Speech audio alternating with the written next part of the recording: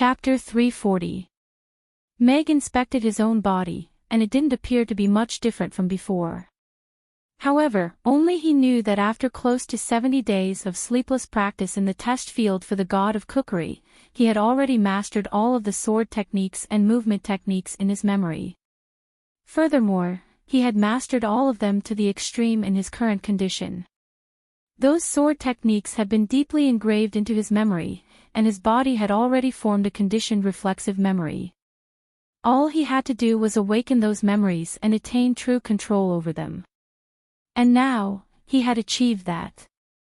Meg clenched his fists, and repressed the urge to go upstairs and practice with his sword.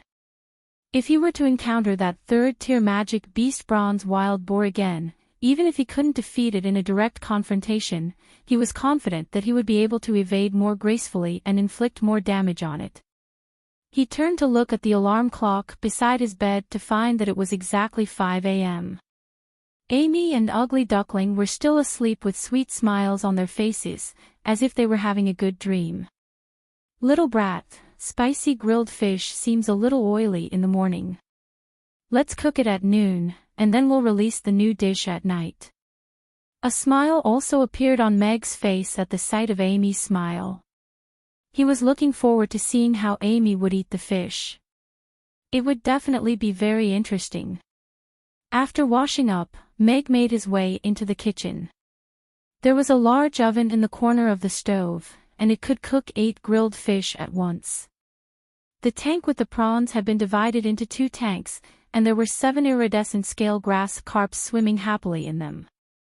Looks like the system didn't set up some sort of ingredient hunting mission this time. Otherwise, I wouldn't even know where to find a grass carp that was raised in the sea. Meg even checked the spices, and only after making sure that all of the ingredients and cooking utensils were present did he heave a sigh of relief. The ranking mission will be completed in a couple of days. Amy should like Haagen-Dazs, right? Kids usually can't resist something as cold and sweet as this. Meg thought to himself as he kneaded the dough. As his braised chicken and rice increased in quantity, his ranking on the ranking list was also steadily rising. He had already reached 21st place the day before, and Ruggiamo had also re-entered the top 30 at 29th place. As such, Meg wasn't worried at all about this Aiden Square food competition mission. Furthermore, the next rest day would be one day after the ranking mission, so it wouldn't affect his progress. "I bet that Amy's will make it into the top 20 this time. That goes without saying. Although this name is already quite good, I think Mamie Restaurant's 5 dishes should be in the top 5 of the rankings. Isn't the savory tofu pudding the most? After Mr. Mac refused to let us exchange 5 stars, it's been stuck at 66th and 67th place for a long time. It's all Mr. Mac's fault for not giving us enough tofu pudding every day." There were already many people waiting in front of the magic screen for the Aiden Square food competition rankings to be released. Many of Amy's customers had gathered together to chat. During the past few days, it had become a habit for many of them to come here to see the rankings. "Hee, you won't be able to see him on the ranking list today. My roast meat is finally back at 29th place." A sinister smile appeared on Ricky's face as he looked at the 31st place Ricky's roast meat.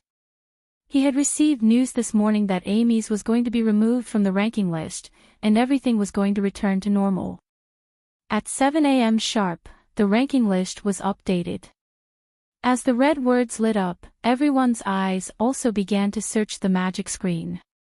After 8 days of competition, the rankings on the ranking list hadn't changed much, so most of the restaurant owners didn't have much anticipation on their faces. Ricky's roast meat, 29th place. Ricky yelled with excitement. Even though he had already anticipated this, he was still unable to repress the joy in his heart. "Our restaurant moved up 5 places. My restaurant also made it into the top 4. Could it be that business was good yesterday? Our restaurant made it into the top 100. That's great. The boss is definitely going to give us a bonus this month." Many of the restaurant owners' eyes also lit up. In particular, the restaurants that had been hovering around the top 100 had suddenly moved up 5 places and squeezed into the top 100. They felt as if they had been struck by a pie in the sky. Why can't we find the braised chicken and rice anymore? Why isn't it in the top 30? It's not just the braised chicken and rice. The rujiamo, tofu pudding, and yangzhou fried rice have all disappeared from the ranking list. How could this be? They were still on the ranking list yesterday. Could it be that they've been removed from the ranking list? Looks like they really have been removed from the ranking list. How could this be? It's already infuriating enough that such delicious food isn't at the top of the ranking list, but now it's completely disappeared from the ranking list. All of the customers who had come to check out the ranking list for Amy's had also erupted into an uproar. 5 of Amy's dishes had disappeared from the ranking list, and all of the customers who had invested a lot of time and effort into the ranking list during this period of time were unable to accept this. Say, is there something wrong with your ranking list? Where did Amy's go? The braised chicken and rice was still ranked 21st on the ranking list yesterday. Even if it's removed from the ranking list, the Catering Association should at least give us a proper reason. This is the Aiden Square food ranking list that prides itself on being fair and just, yet you're removing a restaurant from the ranking list for no reason at all. Don't you have any shame at all? The Catering Association office was immediately surrounded by enraged customers. In the face of a barrage of sharp questions, the employees of the Catering Association were all sweating profusely. Some of them were even wearing the uniforms of the Grey Temple and the City Lord's Castle, and cold sweat began to appear on their foreheads. Just who is this restaurant? That was the first question that appeared in everyone's minds. During the past few days, this restaurant had been constantly climbing up the rankings list as a dark horse, and they were actually quite excited. Every time they heard the customers' complaints about the Aiden Square food ranking list, they would blush slightly. As employees of the Catering Association, they had naturally heard about some of the shady details involved. However, even Vice President Robert couldn't do anything about it, so what could they do? My apologies, the removal of the ranking list is a notice from the higher-ups, and a detailed announcement will be made soon. Please forgive us. The employee could only repeat his feeble explanation with a fawning smile on his face, but he was also grumbling internally. I've been working in the Catering Association for over 20 years, and I've never seen a restaurant where the customers care so much about the restaurant. How could a restaurant like this be removed from the ranking list? I think the Aiden Square food ranking list is going to be a goner, Luther said to Alvin in a soft voice. Indeed, the savory tofu pudding is so delicious. Alvin nodded in agreement. Father, will I really be able to eat that rainbow fish when I come back at noon? Amy asked expectantly as Mag pushed his bicycle out from behind the counter. Of course. When have I ever lied to Amy? Meg nodded with a smile before exiting the restaurant with his bicycle in one hand. Chapter 341. Meg reflexively looked in the direction of the blacksmith shop, and was relieved to see that it was still standing there. Only then did he look at the agitated Harrison with a puzzled expression. Mr. Mack, your restaurant has been removed from the Aiden Square food rankings. All of the delicacies have been removed, and there's nothing left, Harrison hurriedly explained when he saw Meg's puzzled expression. It's been removed from the rankings. Meg raised an eyebrow upon hearing that. This was really beyond his expectations. Ever since he stopped the sweet and savory parties from farming 5 stars each other a few days ago, Meg felt that the mission this time would definitely succeed. However, it seemed that things weren't as simple as they seemed. Uncle Grey Fatty, are you saying that someone didn't want our restaurant to remain on the rankings? Amy walked out from behind Meg, and looked at Harrison with a displeased expression on her little face. Yeah, I think Mamie's was targeted, and that's why she was removed from the rankings. Harrison nodded, and was also very angry. He had been checking the rankings every day for the past few days, and was even more attentive than his own gold shop. Now that his restaurant had been removed from the rankings, he felt as if he had suddenly lost a child that he had raised well. It was a very unpleasant feeling. The customers lining up in front of the restaurant also began to discuss among themselves. They were also very angry that Mamie's had been removed from the rankings. "Mr. Mac, did you offend some despicable person?" George turned to Mag with a question. He was also a businessman, so he was able to see what was going on behind the scenes. "Well, that's really possible. Perhaps they've offended all of the restaurants ranked below me on the rankings." Meg shook his head with a smile, and didn't appear to be too flustered or angry. The restaurant's removal from the rankings was indeed beyond his expectations. The Catering Association of this world was even more shameless than he had imagined. Today was already the 9th day, and he had already received his mission reward, but now, there were some uncertainties about what would happen to him. However, when it came to doing business, there would be no fun if there were no ups and downs. Meg was very open-minded about this.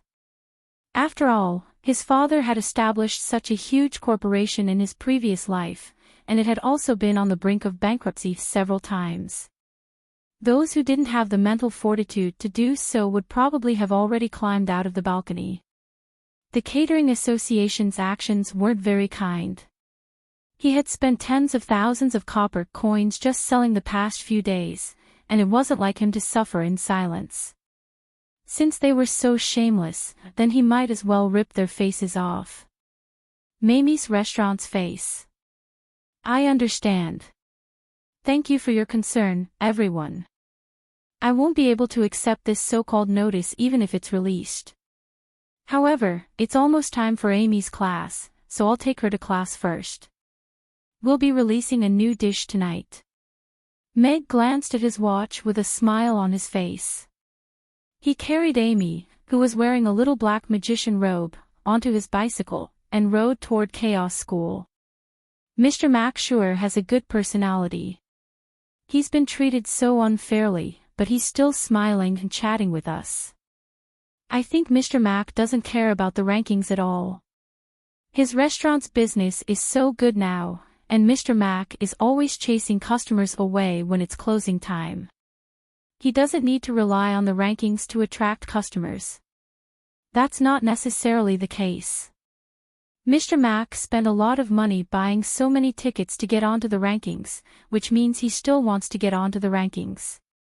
However, now that he's been removed from the rankings, it's going to be a problem for him to get onto the rankings again. Even though Amy has 2 teachers who are great magic casters, it's very difficult for them to influence the Catering Association's decisions. Those guys keep saying that they're waiting for an announcement from the higher-ups. Isn't the Catering Association a subordinate of the City Lord's castle?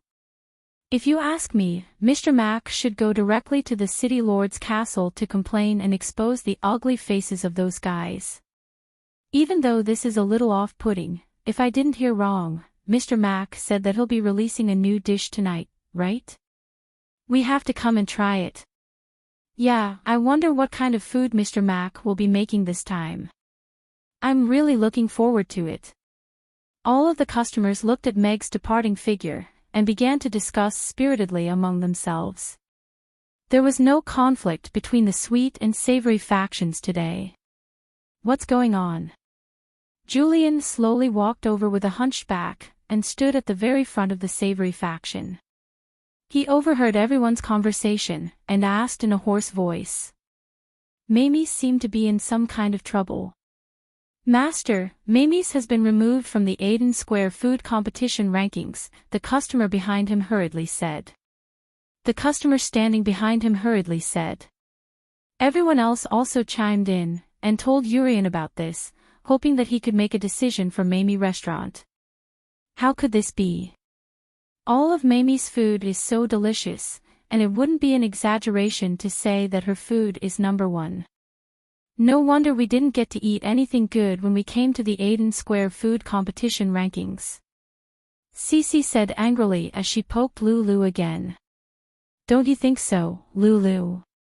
Yes, I do.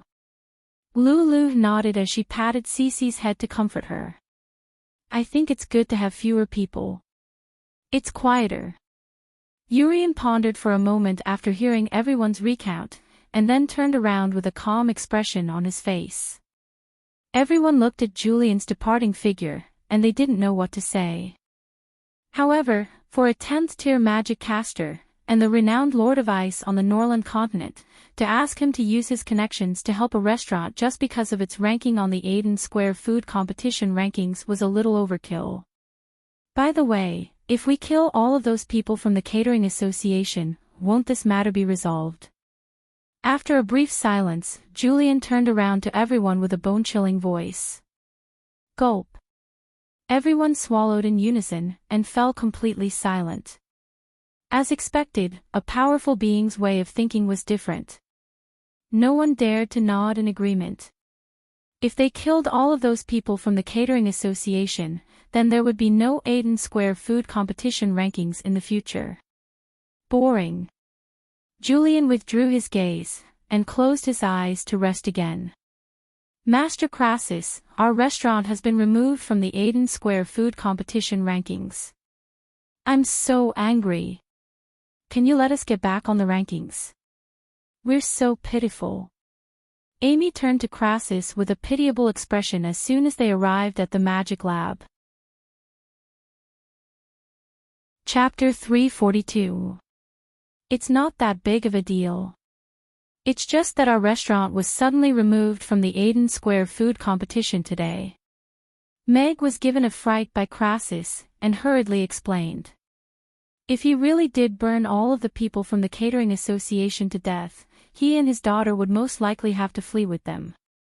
Couldn't he be a little more tactful? I see. Then I'll talk to Michael for you when I have time. He might be able to help you. Crassus nodded before turning to Amy with a smile, and said, Little Amy, the convoy transporting the materials has already departed from Rodu, and will arrive at Chaos City soon. When the time comes, I'm going to build a magic castle for you with my own hands. However, those old geezers must be up to no good when they sent 3 of their little grand disciples to congratulate me after hearing that I've taken in a disciple. Hence, we have to study the spells that I'm going to teach you in the next few days, and show them the power of melee magic. Looks like I'll have to think of a way to solve this problem on my own. After exiting the school, Meg rode his bicycle to Sherlock's detective firm. To Crassus and the others, a small competition like the Aiden Square food competition was nothing compared to teaching Amy magic. Know yourself and know your enemy, and you'll never be defeated. I have to go back and do some research on the Catering Association. Perhaps I'll have to pay the City Lord's castle a visit. Meg exited Sherlock's detective firm, and placed a yellow leather briefcase in the basket of his bicycle before riding back to the restaurant. Boss, what do we do now? Our restaurant has been removed from the rankings. Are we going to continue voting today? Yabamiya asked with a concerned expression as she followed Meg into the restaurant. The remaining votes are enough for the remaining 2 days of voting. Sally was also a little indignant, but she was a lot calmer than Yabamiya. Meg parked his bicycle, and turned to the 2 of them with a smile, and said, Don't stop voting. Perhaps we still have a chance to turn things around. Let's put aside the matter of our restaurant being removed from the rankings for now. Don't bring negative emotions to our customers. Boss, are you really okay? Yabamiya asked worriedly as she looked at Meg. If even she was so angry, Meg must be feeling even worse. But now, he was talking to them with a smile on his face. Sally also looked at Meg in surprise. Of course it doesn't matter. The final ranking hasn't been decided yet, right? Meg smiled and shook his head. He put the documents in the basket into the drawer of the counter. He looked at the 2 and asked, What do you want to eat for breakfast? I'll make it for you. I'll release a new dish tonight. Let's try it together at noon. A new dish. Yabamiya's eyes lit up. Seeing the smile on Meg's face, his mood brightened up. He thought for a moment and said, I want a bowl of sweet tofu pudding and a rujiamo. What's the new dish this time? I want a Yangzhou fried rice. Sally also looked at Meg curiously. She didn't expect Meg to release a new dish so soon after the braised chicken and rice was released. Well, you'll know at noon. Sit down and rest. I'll make breakfast for you, Meg said with a smile. He didn't tell them directly, and turned to walk into the kitchen. What kind of delicious food will it be? Yabamiya thought expectantly. He's not afraid of honor or disgrace. That's why he can constantly improve himself and make more delicious food, Sally thought to herself as she looked at Meg, who was busy in the kitchen. If Meg's delicious food was the reason why she stayed, then Meg's kind and calm personality slowly won her over. Why would such a man come to Chaos City alone with his daughter to open a restaurant? Who was the elf who gave birth to Amy? Why had Meg and Amy never mentioned her, and why had they never seen her before? Sally had many questions in her heart, but she didn't dare to ask them. After Sally and Yabamiya finished their breakfast, Meg looked at the time. It was just the right time to open the restaurant. He opened the door with a smile and welcomed the customers in. Yabamiya also had an energetic smile on her face. Sally's expression was as cold as usual, but not arrogant. She didn't lose her elegance. The customers were in a bad mood because the restaurant had been removed from the rankings. They thought the atmosphere in the restaurant would be bad. After all, the restaurant owner would be the most upset after such a thing happened. But after seeing the smiles on Meg and Yabamiya's faces, they were all cured. This was still the restaurant that made people happy. Even the arguments over different tastes were so lively and interesting. Welcome. I hope everyone has a good morning, Meg said with a smile. He nodded at Yabamiya and Sally before making his way to the kitchen. The customers were the foundation of the restaurant. He could afford to fail this mission, but Meg didn't want to affect the customers' dining experience and mood. That was not something a high-quality restaurant would do. After breakfast, Meg took off his apron. He said goodbye to Yabamiya and Sally before going upstairs with the information in his cabinet. He wanted to learn more about the Catering Association before he started preparing the ingredients. Even the reviews weren't as bad as they were. There wasn't a lot of information about the Catering Association, so it only took Meg about 20 minutes to read through all of it. To put it in simpler terms, the Catering Association was a private association that had been recruited by the government, but it was still a private association that wasn't subject to any official supervision.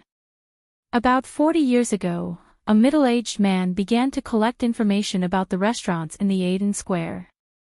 He wrote a list of the restaurants and delicacies in the Aden Square based on his personal tastes. That man was the founder of the Catering Association, Laurie. The Aden Square food rankings that he wrote gradually became popular among the customers as it allowed them to quickly find all types of delicacies. At the same time, it gradually attracted more and more people who also liked food to join his team. Slowly, the Catering Association took shape, the Food Association. After over 20 years of development, the Food Association had become more and more powerful, and the Aden Square food rankings had also become more and more famous. It had almost become the benchmark for the food industry in the Aden Square. All of the restaurants and delicacies that made it to the top of the rankings would be extremely popular. After that, Laurie retired, and the Food Association, which was already beginning to take shape and had its own headquarters, was handed over to a young man by the name of Warren. This young man by the name of Warren was indeed a genius. Not long after he took office, he changed the Aden Square food rankings to a voting system by the customers. The Food Association entered a period of rapid development, but the rankings were still as effective as ever. Furthermore, it eliminated the subjective factors of the past, and it selected dishes that were more popular with the general public. It had become the most authoritative ranking in the Eden Square food industry, and a single ranking could determine the business of a restaurant. After that, the Food Association was recognized by the City Lord's Castle, and it was renamed the Catering Association. The Eden Square food rankings were officially certified, and they began to charge for tickets. The Catering Association transformed from a loose food association to a catering association that served the customers and the restaurant industry. Chapter 343. This so-called Eden Square food competition was lucky that it didn't encounter me. Otherwise, I would have been able to diss all the way from the first restaurant to the 100th without using a single curse word. Meg pursed his lips. The information at the back of the page was about the partnership between the Catering Association and the Eden Chamber of Commerce. This wasn't a secret in the Eden Square. The Chamber of Commerce had gathered all of the best shops in the Eden Square, including all types of premium restaurants. Most of them could easily make it into the top 100 in the Eden Square. However, in recent years, almost all of the top 30, and even the top 50, had been occupied by restaurants affiliated with the Chamber of Commerce. As such, it was virtually impossible for other restaurants to make it onto the rankings board. This was something that had never happened in the past, and it had drawn complaints from many businesses. However, the Catering Association always responded with a "customer's choice is paramount" as a response to all of the complaints.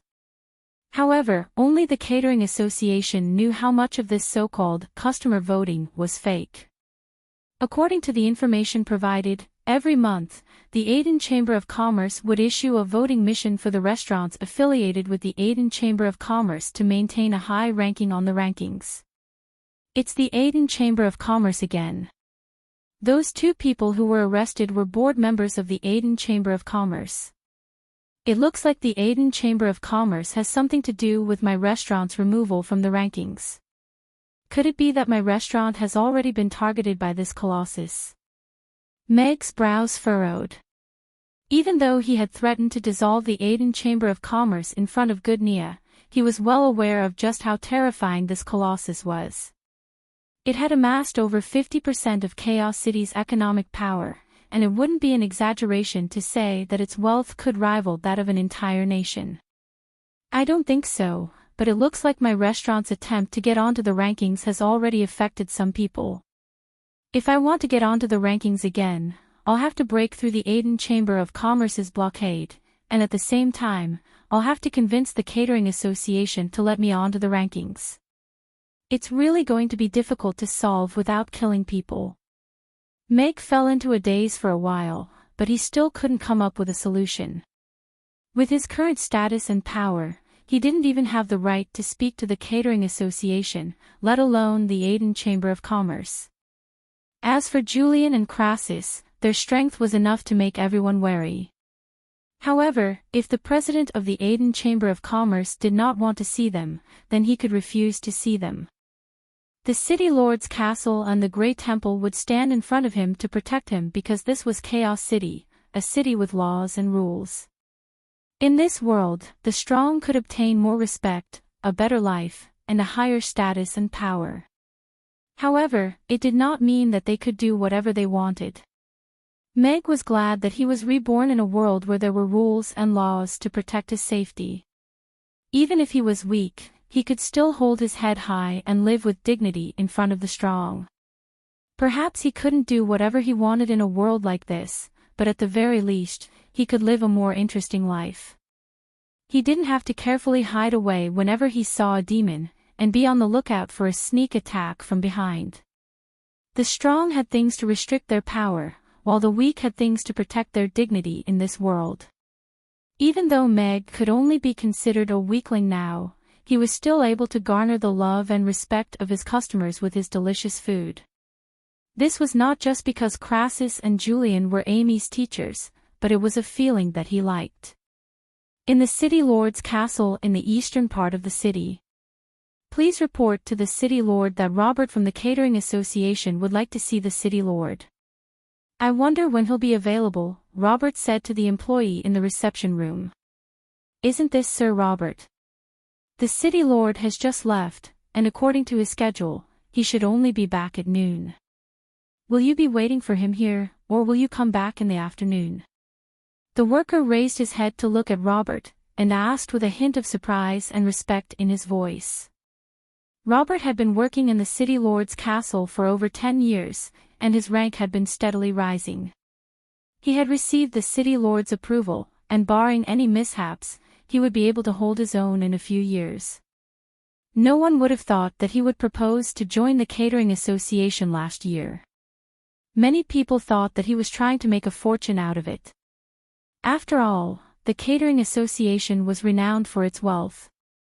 However, word quickly spread that he was being ostracized in the catering association, and that he was basically a general without an army. Many people were perplexed by this, so they thought that the city lord was trying to temper him. He would be demoted for 2 years, and when he returned, he would be entrusted with important responsibilities. A hint of disappointment flashed through Robert's eyes as he nodded and said, "Thank you. I'll wait then." "All right, then please come with me. I'm sure many of your acquaintances would like to catch up with you," the employee said with a smile. "It's all right, I'll wait here. It's still working hours, and catching up with me would only affect their work." Robert shook his head before finding a window seat in the reception room. He looked out the window with a grave expression, and didn't say anything. As expected, he really is as stubborn as the rumors say. The employee poured a cup of tea for Robert, and didn't say anything else. At noon, the employee from before quickly strode over to Robert, and said, "Master Robert, the city lord has returned, and he wants to see you." "All right, thank you." Robert rose to his feet before quickly departing with the employee. He didn't even take a sip of the cup of water that had been placed beside his chair. "Robert, I heard you've been waiting for me the entire morning. What urgent matter do you have?" A burly man with a head of red hair tied casually behind his back, a long black saber hanging from his waist, and a missing pinky on his left hand strode over with a smile as he said, "Forget it, don't talk for now. I'm sure you haven't eaten yet. Come eat with me, and we'll talk as we eat." "Yes." Robert lowered his head slightly, and fell back half a step. He looked at the man who stood at the pinnacle of Chaos City, and found that he was still just as resolute and decisive as he had been when he had first met him over 10 years ago. "City Lord, I'm here today to report to you about my work at the Catering Association." At the same time, Robert sat down, and turned to Michael, who was about to dig in. "I actually know why you're here today. I just so happened to run into Warren when I went out this morning, and he reported many things to me. He even suggested that you leave the Catering Association." Michael put down his bowl, and looked at Robert's frozen expression. A smile suddenly appeared on his face as he scooped up another mouthful of rice, and said, "But I want to hear what you have to say.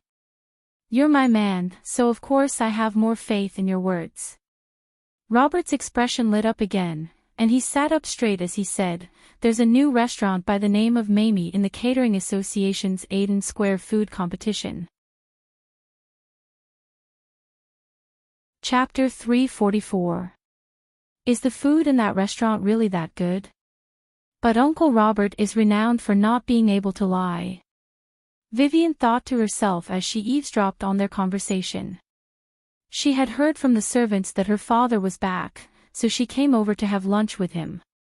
However, she decided to eavesdrop on their conversation. That was something that she loved to do ever since she was a child. After all, nothing could be done to her even if she was caught. Mamie's. Mamie. Isn't that the restaurant that Luna mentioned before?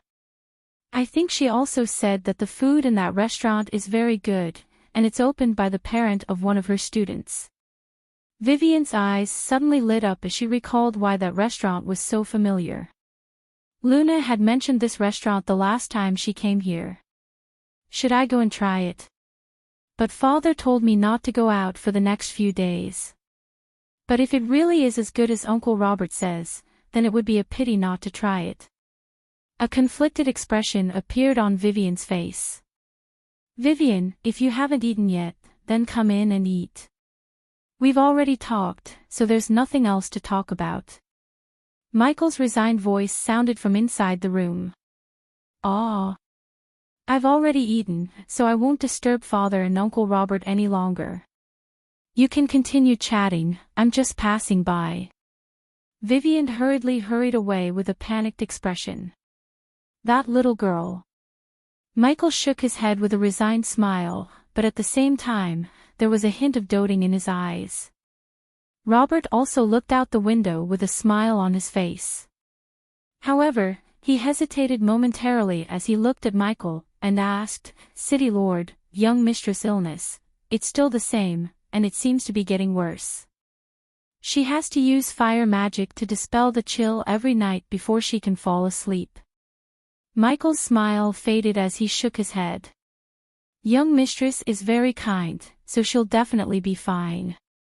Robert's expression was also rather dejected. Back when he was working at the City Lord's castle, Vivian would come to play with him from time to time. She was a very interesting little girl. I certainly hope so. Michael nodded in response. After a brief silence, he said, Robert, I'm aware of what you're saying. You've also told me about the Catering Association's problems on several occasions. However, back when I accepted the Food Association into the City Lord's castle, I promised Warren that I wouldn't interfere with the normal operations of the Catering Association. However, Warren made a promise to me that he wouldn't use public resources for personal gain, so I'll be sending people to investigate this matter. If I can confirm that Warren has indeed embezzled money and turned the entire Catering Association into something that serves certain restaurants, then I definitely won't let him off the hook. But City Lord, that restaurant really does have a lot of potential. If President Warren continues to target it after removing that restaurant from the rankings, then it's very likely that it won't be able to continue operating in the Aiden Square. Incidents like that have happened in the past, so... Robert was a little anxious.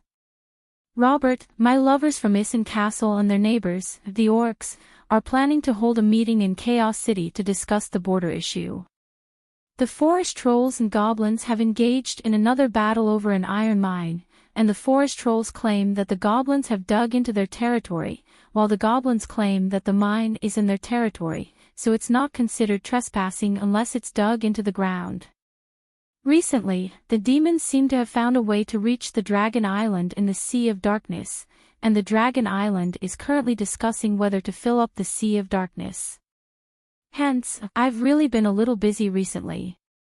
This restaurant may be very exceptional, but I won't be able to go there to see how exceptional it is for the time being. I'll continue to follow up on the Catering Association's matters, so you can go back after you've eaten. Michael put down his empty bowl before rising to his feet. Robert looked on as the door slowly closed, and fell silent.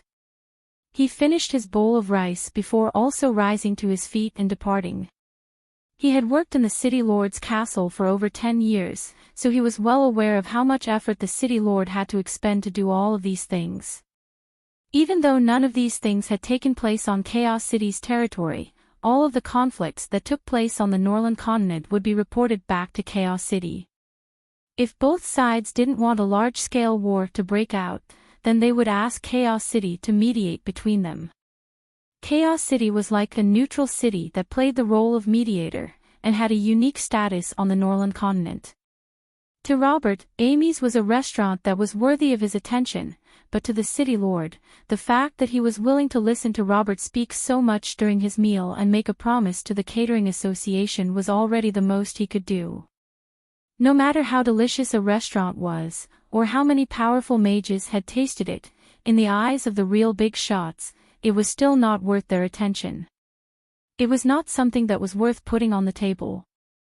After a long period of fruitless contemplation, Meg decided to give up for now. Instead, he asked internally, System, due to unforeseen circumstances, I might not be able to complete this mission. However, I already reached number 21 on the rankings board yesterday, so does that mean I've completed the mission? Host, please don't misinterpret the mission.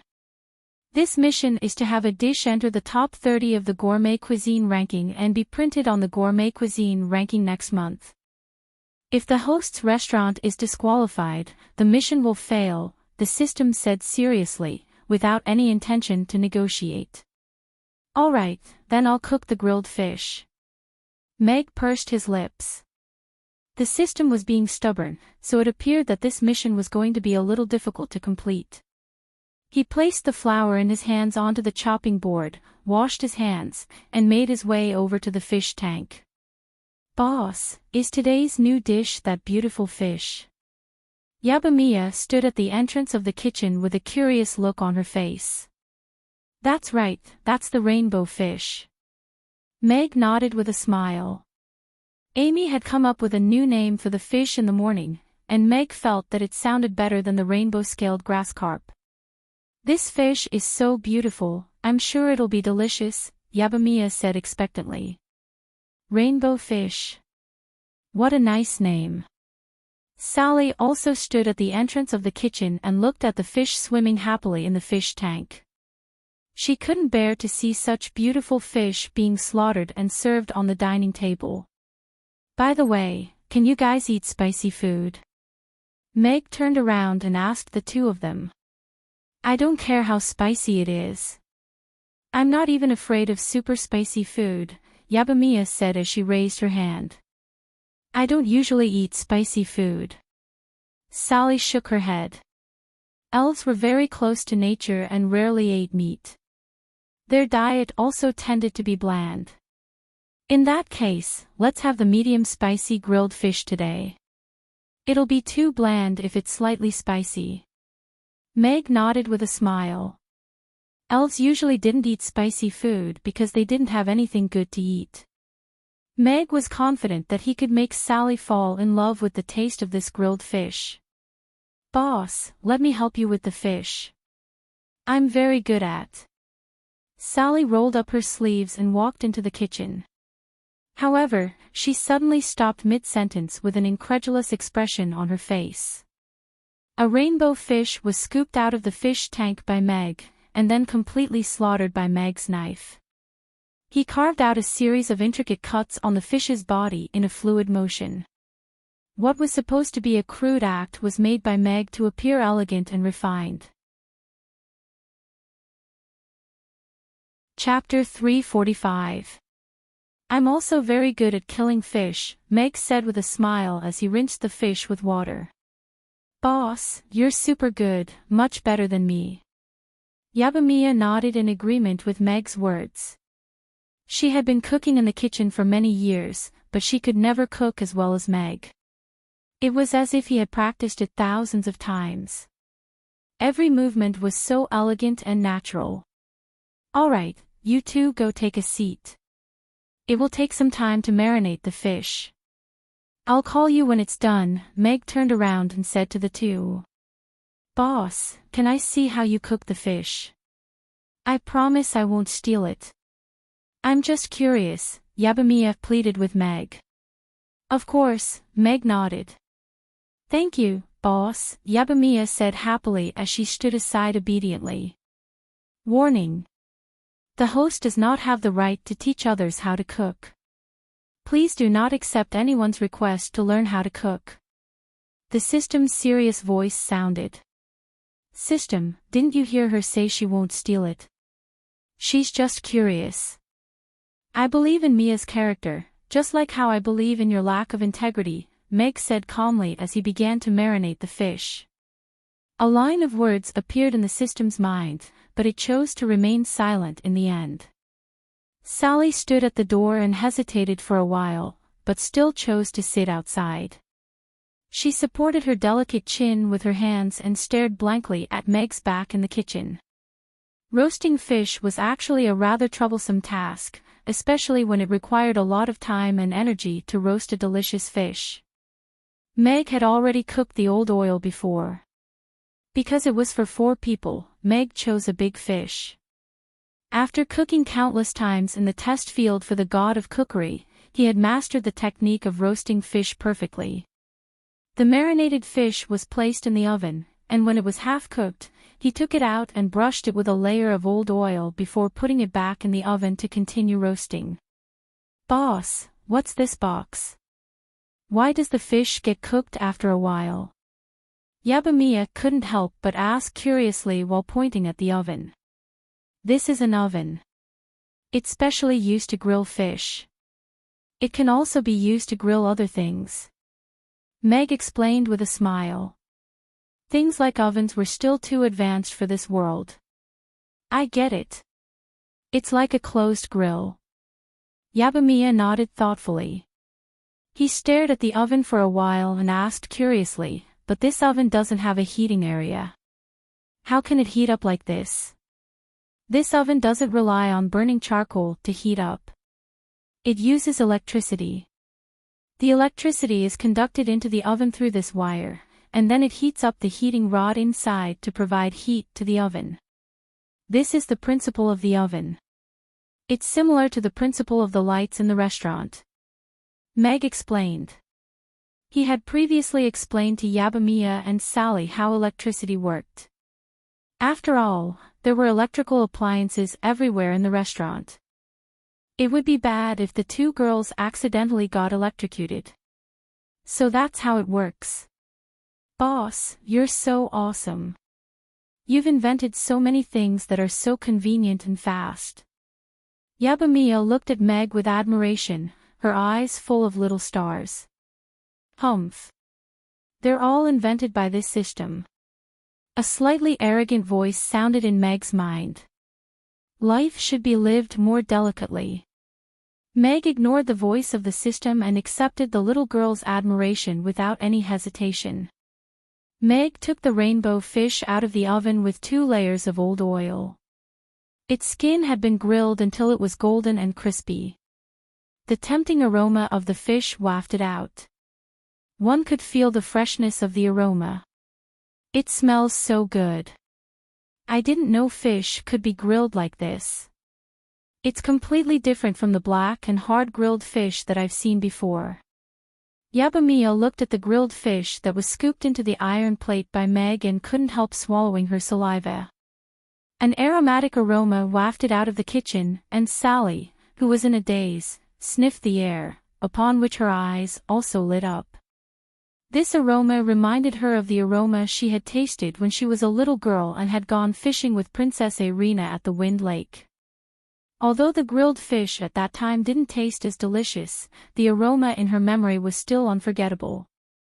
She rarely ate fish. One reason was that fish had a lot of bones.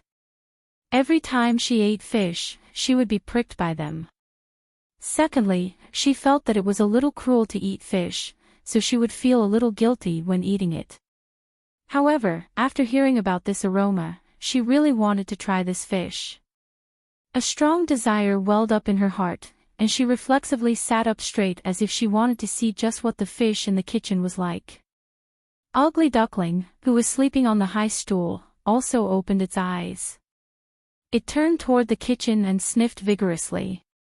It stood up and poked its head out with excitement in its eyes. It was clawing at the chair impatiently with its little paws. "Father, I'm back."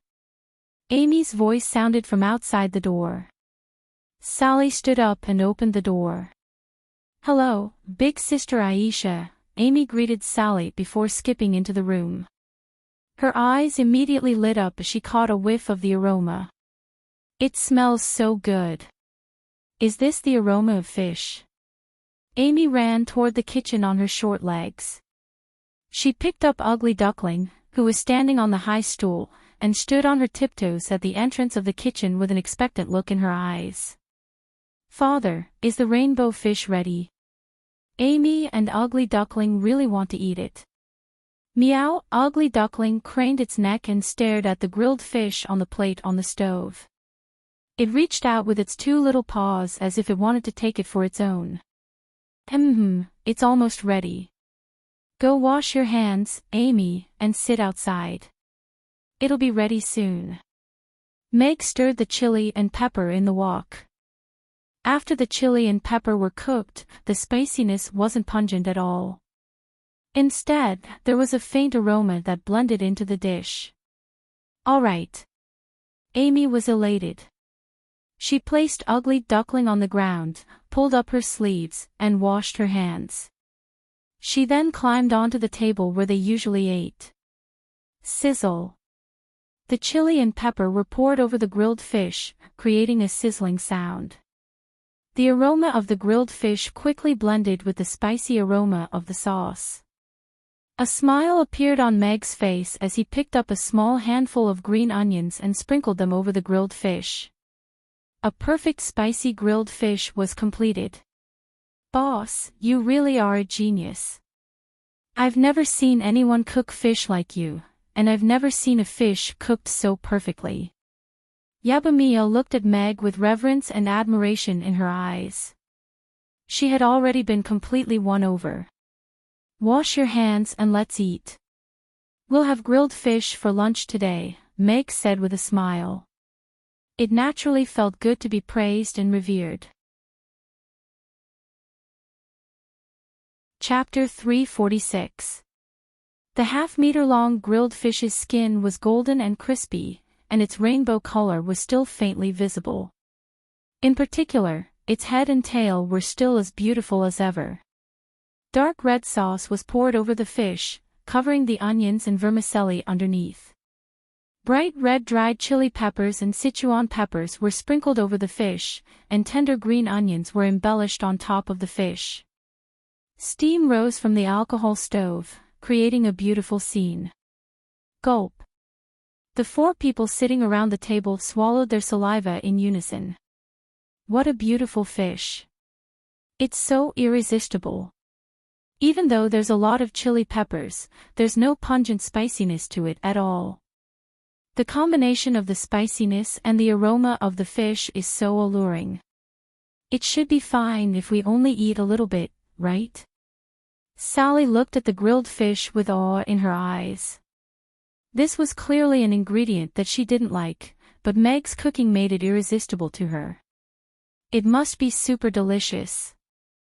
Yabamiya was also full of anticipation.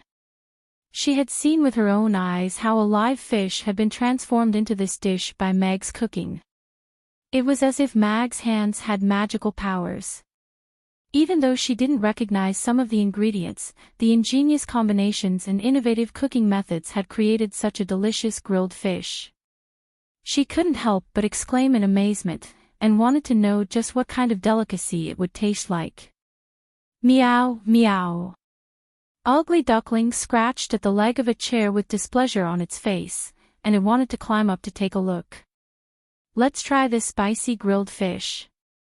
This is the new dish that we're going to release today. Let's try it ourselves first, Meg said with a smile as he picked up a piece of the most tender meat below the fish head with his chopsticks. The chopsticks sliced open the fish, and bright red sauce immediately flowed into it. The tender white fish was dyed red, and its delicious flavor was sealed away. Meg placed the fish into Amy's bowl with a smile as he said, "Be careful when you eat, there could be fish bones." Amy nodded with elation. She grabbed her chopsticks with one hand and her bowl with the other, and her little face immediately lit up when she tasted the fish. So this is what fish tastes like. It's so delicious. It's just that, it's a little spicy. The spicy sauce wrapped around the tender fish meat, and there was even a layer of crispy fish skin in the middle. Amy chewed a few times and swallowed it. She opened her mouth and stuck out her little tongue. She looked at Meg and said happily, "Father, I want more. I still want to eat fish. The fish is really delicious, and there are no bones at all. Father is the best, making such delicious fish." "Okay, I'll get more for you." Meg looked at Amy, who was sticking out her tongue like a puppy, and felt that she was simply too adorable. He picked up another piece of fish for her. Just as the system had said, this fish did not have any bones, so it was much more convenient to eat. Looking at Amy, who was enjoying the fish, Sally and Yabamiya couldn't help but reach out with their chopsticks at the same time and pick up a piece of fish. Sally looked at the piece of fish meat between her chopsticks. It would break if she used a little force, but it was still very elastic. The red sauce wrapped around the fish meat perfectly, and the spicy aroma wafted over. She couldn't help but salivate before putting it into her mouth. After a moment of hesitation, she slowly put it into her mouth. This spicy feeling. As soon as the fish meat entered her mouth, the sauce melted in her mouth. Sally felt as if there were sparks exploding in her mouth, and it also felt as if countless miniature explosive flames had exploded in her mouth at the same time. The spicy feeling was released in her mouth, and her taste buds were instantly activated. However, her tongue felt as if it had been numbed for a moment before it regained its senses. Meanwhile, the delicious flavor of the fish made Sally feel as if she had fallen into a clear, azure ocean. A large school of rainbow fish swam freely around her, and she was struck by the urge to take off her clothes and swim with them. So this unique flavor came from the ocean, and it was especially delicious. After swallowing a mouthful of fish meat, Sally felt as if a ball of fire had slid down her throat. A burning sensation instantly spread throughout her body, and she couldn't help but sit up straight and let out a soft moan. Rip! With a soft sound, one of the buttons on Sally's cheongsam burst open, revealing her fair skin and a corner of black lace.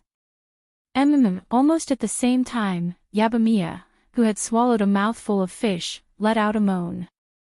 With a soft pop, two of the buttons on the front of her maid's dress popped open, revealing a seductive cleavage in her chest that was far more developed than her petite frame.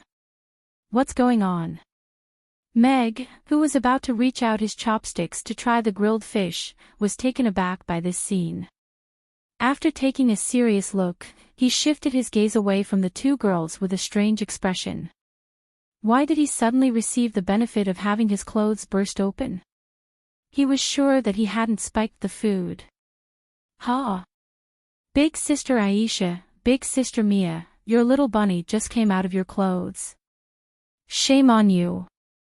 Amy raised her head and giggled at the two girls. The two girls lowered their heads at the same time, and only then did they realize that something was wrong with their clothes. Ah! Ah! Two screams rang out at almost the same time. After a moment of confusion, the red-faced Sally and Yabamiya returned to their seats. Both of them lowered their eyes, and the atmosphere suddenly became a little awkward.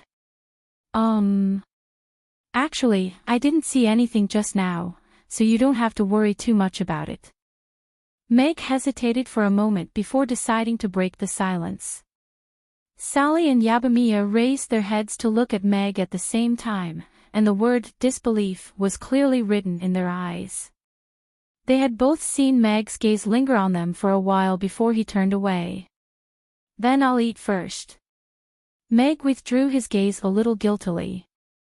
Things had happened too suddenly, and he had indeed done what a normal man would do in such a situation, which was to let his gaze linger on them for a moment. He picked up a piece of fish and put it into his mouth. The rich sauce, crispy fish skin, tender fish meat, and spicy texture all whetted his appetite. Meg felt as if a key had opened up the top of his head, and he felt as if his entire body had been enlightened with just one bite. This feeling is so good. Meg swallowed the fish meat and opened his mouth to exhale. He suddenly understood what it was that he had been searching for in the old grilled fish restaurants. This was the feeling. This was the taste. This was the grilled fish. Chapter 347. If one day someone were to ask Meg why he could cook so many delicious dishes, he now knew how to answer.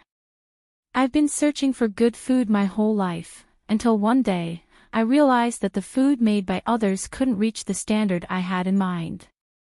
So, I picked up a kitchen knife. Well, this was very pretentious.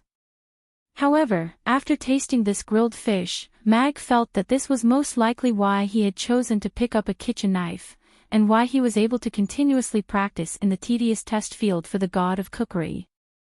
He was constantly working tirelessly to perfect a dish.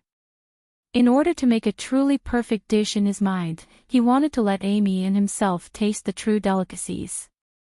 He wanted to tell those so-called chefs who stood at the peak of a certain cuisine or a certain dish that higher standards should be the driving force to improve, and not become complaints.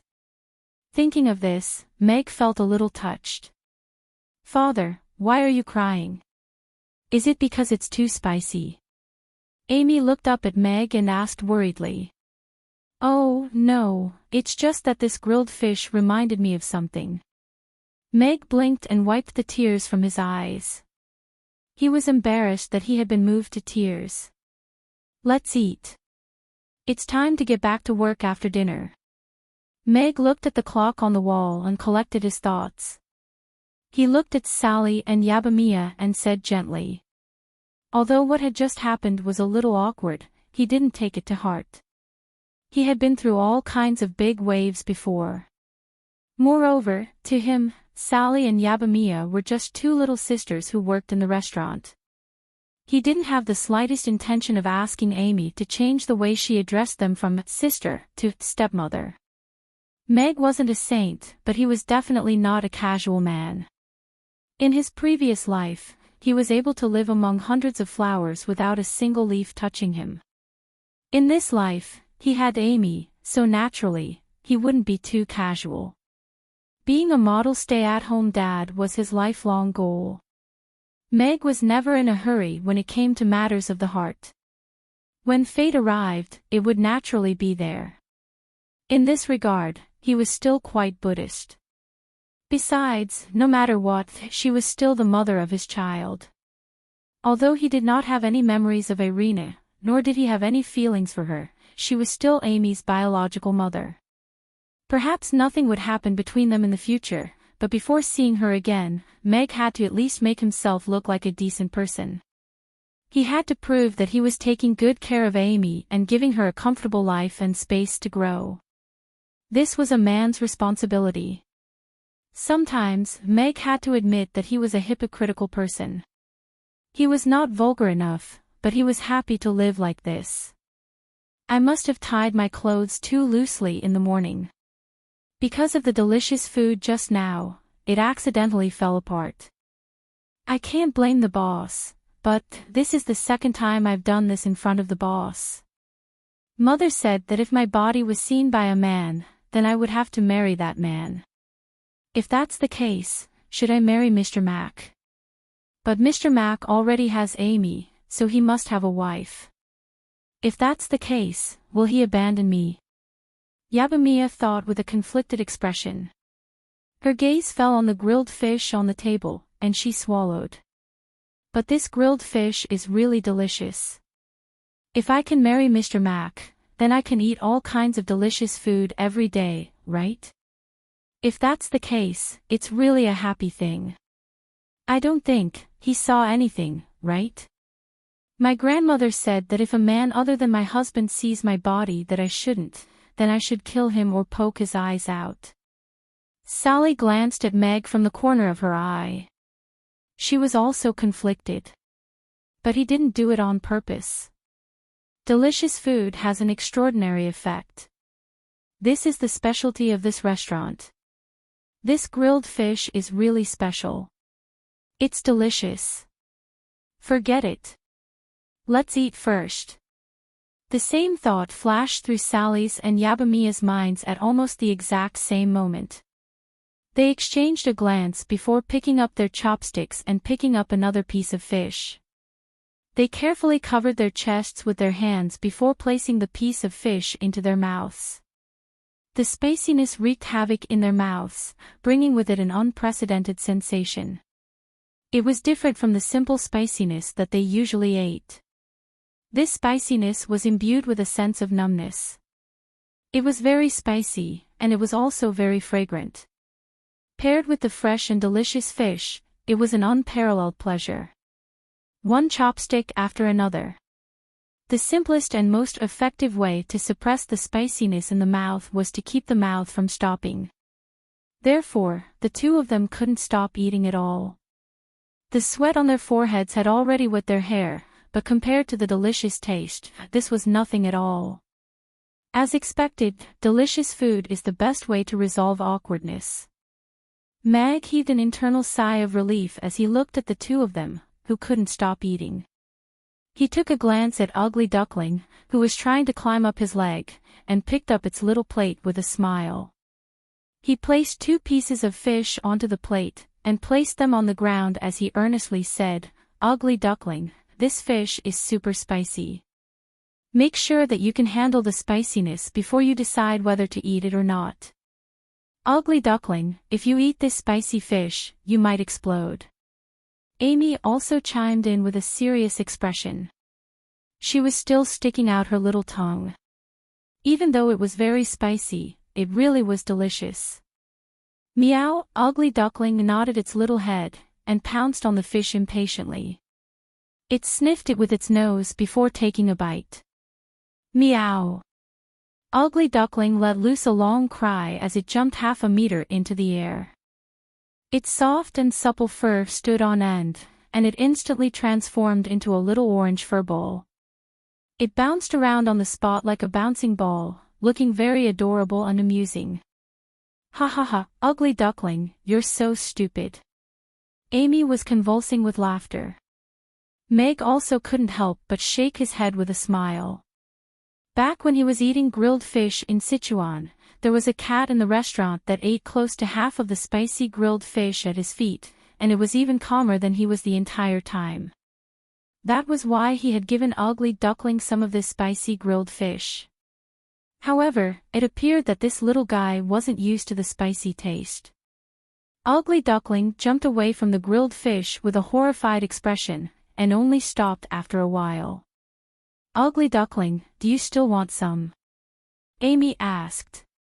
Meow, Ugly Duckling hurriedly shook its head and licked its lips. It looked at the grilled fish with a conflicted expression for a long while before slowly inching closer again.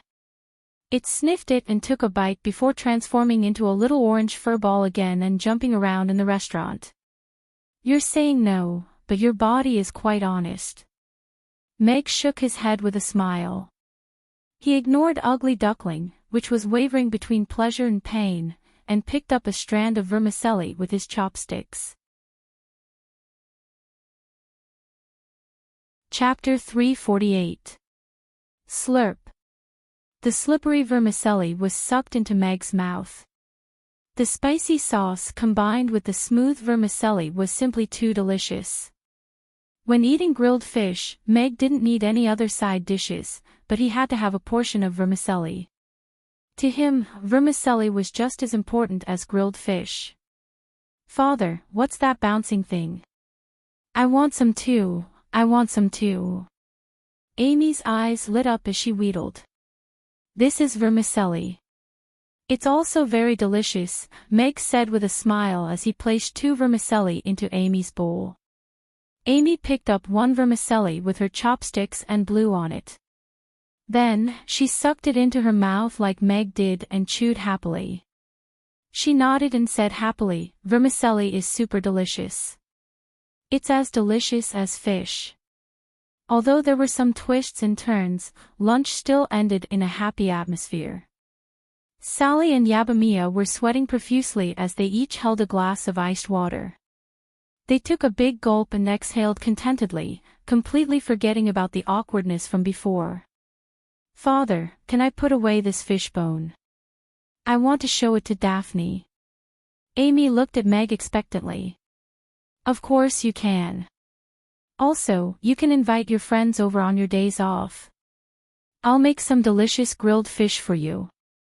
Meg nodded with a smile. Daphne and Amy were very close. Speaking of which, Amy had never invited any of her friends over to play. "Can I really?" Daphne loves fish the most, and Jessica has never eaten fish before either. "Can she come over as well?" Amy's eyes lit up as she looked at Meg. "Of course. As long as it's someone Amy wants to invite, it's fine. Meg nodded with a smile. That's great. Father, you're the best. Amy hugged Meg's arm and swung it back and forth with a happy expression on her little face. When Sally and Yabamiya saw this scene, a gentle smile appeared on their faces. Meg doted on Amy too much. It was a blessing to have such a father. Then I'll help you put away the fish bones. Meg stood up and used his chopsticks to pick out the fish bones from the plate carefully. This fish only had a main bone and some thick and hard bone spurs evenly distributed on the main bone. The flesh of the fish had been eaten very cleanly. Even the fish head only needed to be washed with water, and it could be made into a complete fish bone specimen. What a fragrant smell of fish. Mr. Mac, is the new dish tonight related to fish? Yeah, it's not just the smell of fish, but also a rich spicy smell. This smell is simply amazing. I want to eat it. I also like spicy food. I thought Mr. Mac's dishes were more light. Looks like we're in for a treat this time. The restaurant opened for business, and the customers walked in. Soon, the customers noticed the smell in the air and asked one after another. Yes, tonight's new dish is related to fish. However, we'll find out what it is tonight. Meg nodded with a smile. He didn't reveal too much about the new dish. Father won't be having dinner at home tonight. It shouldn't be a problem for me to sneak out for dinner, right? In the backyard of the city lord's mansion, Vivian, who had changed into a luxurious blue male outfit, looked around. Her beautiful long hair was casually tied up with a piece of cloth, and two delicate handlebar mustaches were pasted on her upper lip. She had transformed into a handsome young master. After making sure that there was no one around, Vivian stepped onto a large tree beside the wall of the courtyard. She then gently tapped her foot on the wall, and landed outside the tall wall of the city lord's mansion. She quickly walked away from the wall, and only then did she walk down the street with a calm expression. There weren't many people on the street, and no one had noticed that Vivian had climbed over the wall of the city lord's mansion. She took a deep breath of the free air outside. It was still early anyway, so she leisurely made her way toward the Aiden Square. He's. Sconard was standing by the window of a restaurant on the second floor. He was wearing a set of lavish red robes, and he swirled the wine glass in his hand as he looked at Vivian with narrowed eyes. He had seen this woman climb over the wall of the city lord's mansion with his own eyes. His gaze lingered on Vivian's face for a while, and his eyes suddenly lit up as he murmured to himself, "Isn't that young Mistress Vivian? I was wondering who dared to climb over the wall of the city lord's mansion. Looks like it's young Mistress Vivian who went out to play in men's clothes. I didn't get to talk to her much at the banquet a few days ago, but this is a good opportunity. It's going to be dark soon, so perhaps I can find an opportunity to take young Mistress Vivian home. Perhaps I'll be able to leave a good impression on the city lord, and show father that his son isn't just a playboy."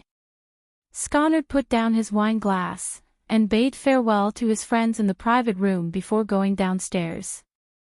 Sconard's father was the ambassador of the Roth Empire in Chaos City, so he had snuck into the banquet at the city lord's mansion a few days ago. He had fallen in love with the beautiful young Mistress Vivian at first sight, but she didn't seem to be very interested in him, and only exchanged a few polite words with him. Over the past few days, he had sought out his best friends to inquire about Vivian, but most of them told him to give up as soon as possible. Miss Vivian was a well-bred young lady who had been raised in the city lord's boudoir. She rarely went out and would not easily interact with other men. A woman who dares to climb over the wall in men's clothes isn't some wealthy young mistress who doesn't dare to interact with men. Perhaps she's a wild horse. Sconard hid behind a tree, and a faint smile appeared on his face as he looked at Vivian, who was looking around. If he could win the favor of this city lord's only daughter, then he would be able to hold his head high in front of his father, who had always looked down on him. His family was rich through the trade between the two major cities. Is this the place? It looks nice, but it's so crowded. Looks like I have to share a table with all kinds of strange people. Outside Amy's, Vivian stopped in her tracks and looked at the restaurant through the floor-to-ceiling windows. There were still people lining up in the middle of the aisle, and her brows furrowed slightly. She didn't discriminate against any race, but she was a clean freak, so she didn't want to eat at the same table with men she didn't know, especially dwarves and orcs who didn't like cleanliness. Should I go in? Vivian hesitated for a long while. All of a sudden, a customer opened the door, and the rich aroma of fish and spicy food wafted out before being cut off by the automatic closing of the door. Gulp! Vivian gulped as she walked toward the restaurant. As she reached out to grab the door handle, she didn't forget to say to herself, I didn't go in because I was attracted by the aroma of the fish. I just heard from Uncle Robert that it would be a pity for such a restaurant to be neglected, so I decided to come in and check it out. Chapter 349. From the outside, Vivian had thought that the restaurant would be filled to the brim with people, but after entering the restaurant, she was surprised to find that it was quite quiet. Aside from the occasional compliment from the customers, even those who were close to her were speaking in hushed tones. Even the orcs have learned to whisper. Vivian looked at the two orcs who were whispering to each other, and raised an eyebrow. She had never seen such a scene in any other restaurant. Furthermore, orcs and elves were sitting at the same table in this restaurant, while demons and dwarves, who had been in serious conflict recently, were sitting next to each other and eating without fighting. Vivian, who had grown up in Chaos City, couldn't believe her eyes. What had made them abandon their beliefs? However, her gaze was soon drawn to the big red fish on a burning iron plate on the table next to her. The spicy aroma and rich fish aroma were perfectly blended together, and steam was wafting toward her nose. It was the same aroma that she had smelled at the door. Fish had been her favorite food ever since she was a child. Even though she hated picking out fish bones the most, that didn't stop her from having fish on her table for every meal. She had eaten a lot of fish since she was young, but she had never seen a fish cooked like this. The whole fish seemed to have been roasted, but it didn't look like a fish cooked with charcoal. It was covered with a layer of bright red sauce, and there was also a layer of chopped red chili on top. The orc next to her picked up his chopsticks and put a piece of fish into his mouth, and his eyes widened as if he had tasted something incredible. His face turned from green to red, and he opened his mouth as if he wanted to spit out the fish, but he was reluctant to do so. He hesitated for a while before swallowing, and then heaved a sigh of satisfaction. After taking 2 quick breaths, the orc picked up another piece of fish and put it into his mouth. It was obviously spicy, but he couldn't bear to spit it out. His face was soon covered in sweat, but the chopsticks in his hand didn't seem to be able to stop. He took one bite after another, and his face was full of joy. Gulp. Vivian swallowed again. She was actually salivating while watching an orc eat. Even she found it hard to believe. His table manners weren't good-looking and were even a little vulgar, but he was eating with relish. The feeling of being completely immersed in the delicious food. What kind of Tao could make people so intoxicated? And this fish doesn't seem to have any small bones. What surprised Vivian even more was that the orc did not spit out any bones when he ate the fish. How could the fish not have small bones? Right at this moment, a gentle voice interrupted Vivian's train of thought. Dear customer, there's a seat over there. You can sit down and enjoy your meal. Vivian turned to look at Yabamiya with a hint of surprise in her eyes. She hadn't seen a half-dragon waitress in a restaurant in the Aiden Square in a long time. However, this girl was really beautiful, especially the smile on her face. It seemed to have a special charm that made people's moods brighten. Moreover, the dress she was wearing was also very special. Was this a new style that came out recently? Vivian thought to herself. She was going to ask Luna to go shopping with her next time. Even though Yabamiya had already gotten used to receiving customers, she still couldn't help but blush slightly as a handsome young man stared at her.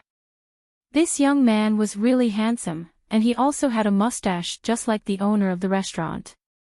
However, she still felt that the owner of the restaurant was more handsome and manly in her eyes. Vivian also realized that it wasn't very polite of her to stare at him, so she withdrew her gaze and turned to look at a dwarf couple who had just stood up and left. Only the bones of the grilled fish remained on the metal plate, and the table and chairs were covered in grease. Vivian's brows furrowed when she saw the red grease stains. Right at this moment, Sally quickly strode over and put away the grill and plates. She then unleashed a water ball spell on the table, and the grease stains on the surface of the table and chairs were instantly cleaned. It was much cleaner than using a rag. A water elven magic caster used a waitress to clean tables? The owner of this restaurant is a genius. Vivian's eyes immediately lit up, and she made her way over to the table before gently wiping her finger across the surface of the table. There wasn't any grease or water stains on her slender fingers, and even she couldn't find anything to nitpick on. Even though there weren't any private seats available, she really couldn't find any fault with the service. It was worthy of a 5-star rating. "I'd like that fish," Vivian said as she pointed at the grilled fish on the table beside her. "That's the spicy grilled fish. Please take a look at the menu and choose the size and flavor of the grilled fish," Yabamiya said with a smile as she gestured to the menu on the table. "I can choose the size and flavor." Vivian picked up the menu with a surprised expression. The leather cover was very comfortable to touch. Before Vivian had a chance to flip open the menu, a voice sounded from behind her. "There's no need to look at the menu. Just order all of the dishes you have here.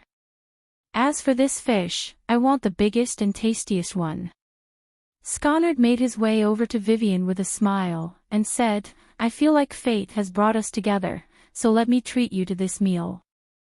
"There's no need for that, I have my own money."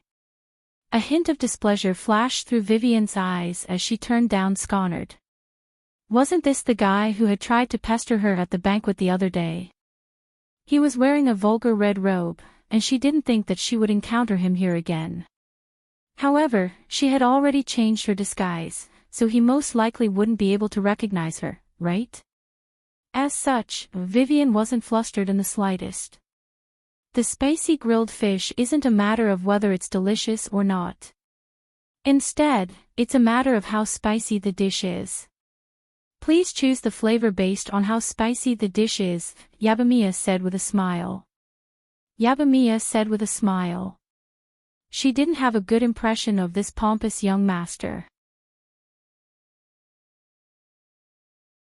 Chapter 350. As soon as Sconard's voice trailed off, everyone in the restaurant turned to look at him with intense hostility in their eyes. What a joke. If they weren't allowed to eat at Mamie's, they would be sworn enemies. However, this was the first time they had heard of someone trying to reserve the entire restaurant after eating at Mamie's for so long. They wondered what Master Julian, who was currently enjoying his grilled fish, would think about this.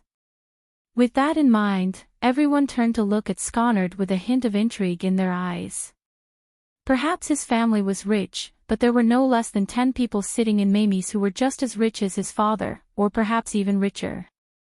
There were also no less than 20 people who could kick him out of the restaurant with a single slap. "I also like some peace and quiet." Urian raised his head to look at Sconard, and nodded in agreement. However, he didn't do anything as he continued to eat the grilled fish in front of him. The spicy sensation made him feel as if he had already lost all feeling in his tongue, but he could still taste the delicious flavor. Of course, what was even more surprising to him was that after swallowing the fish, a scorching sensation spread throughout his entire body. His legs, which had stiffened from the cold, were also feeling warm, and the cold was being forced out of his body in a steady stream. His bent back also felt as if it could straighten up a little.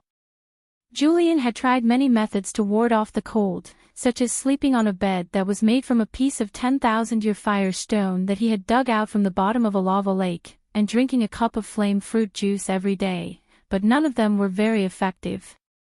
The cold that had accumulated over the years had already seeped deep into his bones, and couldn't be removed with normal methods. He didn't have many years left to live anyway, so Urian couldn't be bothered to do this for the next few years. However, the Ruggiamo from before had given him a glimmer of hope, and Mag's new spicy grilled fish had also given him a glimmer of hope that he could completely dispel the chill in his body. The scorching sensation had seeped deep into his bones, and was burning away all of the excess moisture in his body. This process wasn't very intense, but he could clearly sense that the cold was receding, and the pain in his back and legs had been mostly alleviated. As long as he continued to eat, it wouldn't take long for the cold to be completely removed from his body, and perhaps his back would also be able to return to normal. Although he didn't have many years left to live, if he could live a more comfortable life, why not? Furthermore, he only needed to eat this delicious grilled fish. In the future, he would come to eat one every day. That was settled.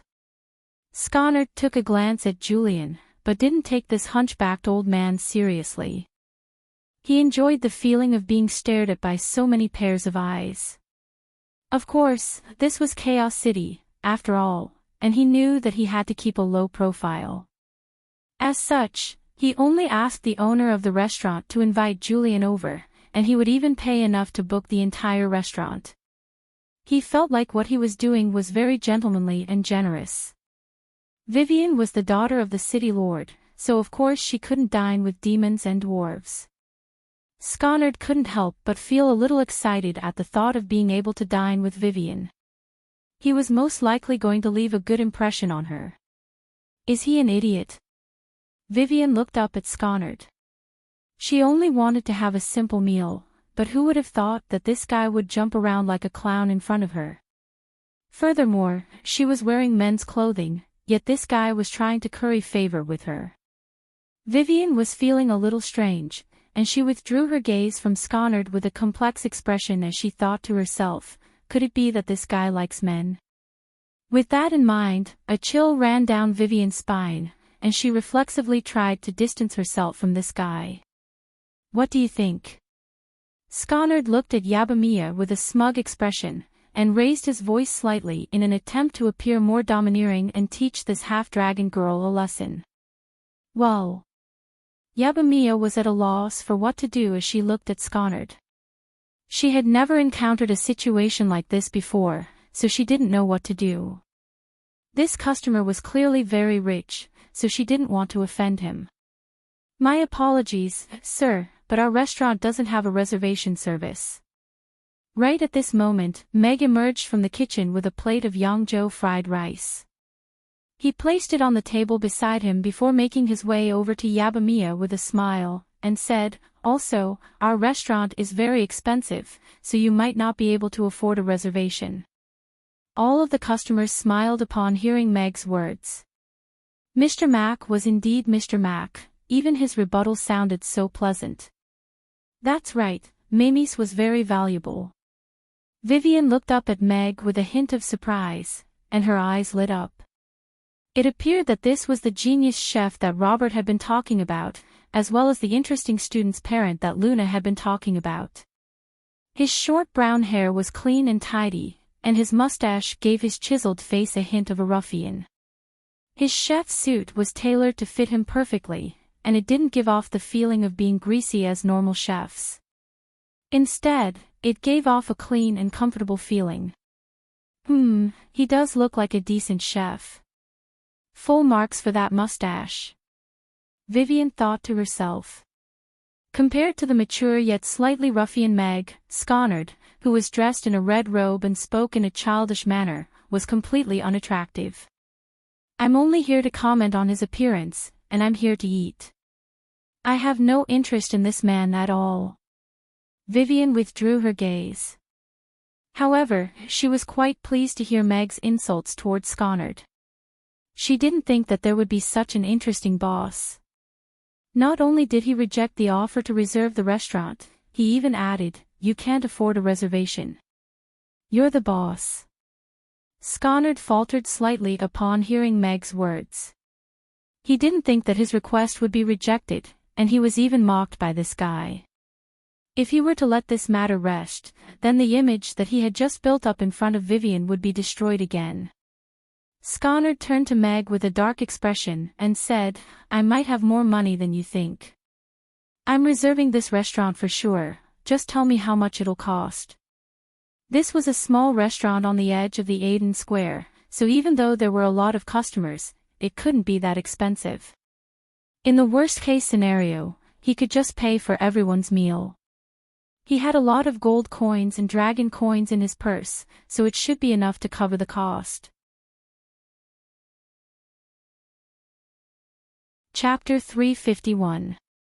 1,200,000 copper coins. Sconard stared at Meg with an incredulous expression on his face. He raised his voice as he said, "Boss, have you gone insane? Do you think you're driving a Dukas restaurant?" Sconard had only expected to pay around 10,000 to 20,000 copper coins. Even though it was a little painful for him to fork out half a month's worth of pocket money, it was worth it as long as he could win Vivian's favor. However, Meg had asked for 1,200,000 copper coins right off the bat. This was an exorbitant price, and he had clearly explained the composition of the 1,200,000 copper coins.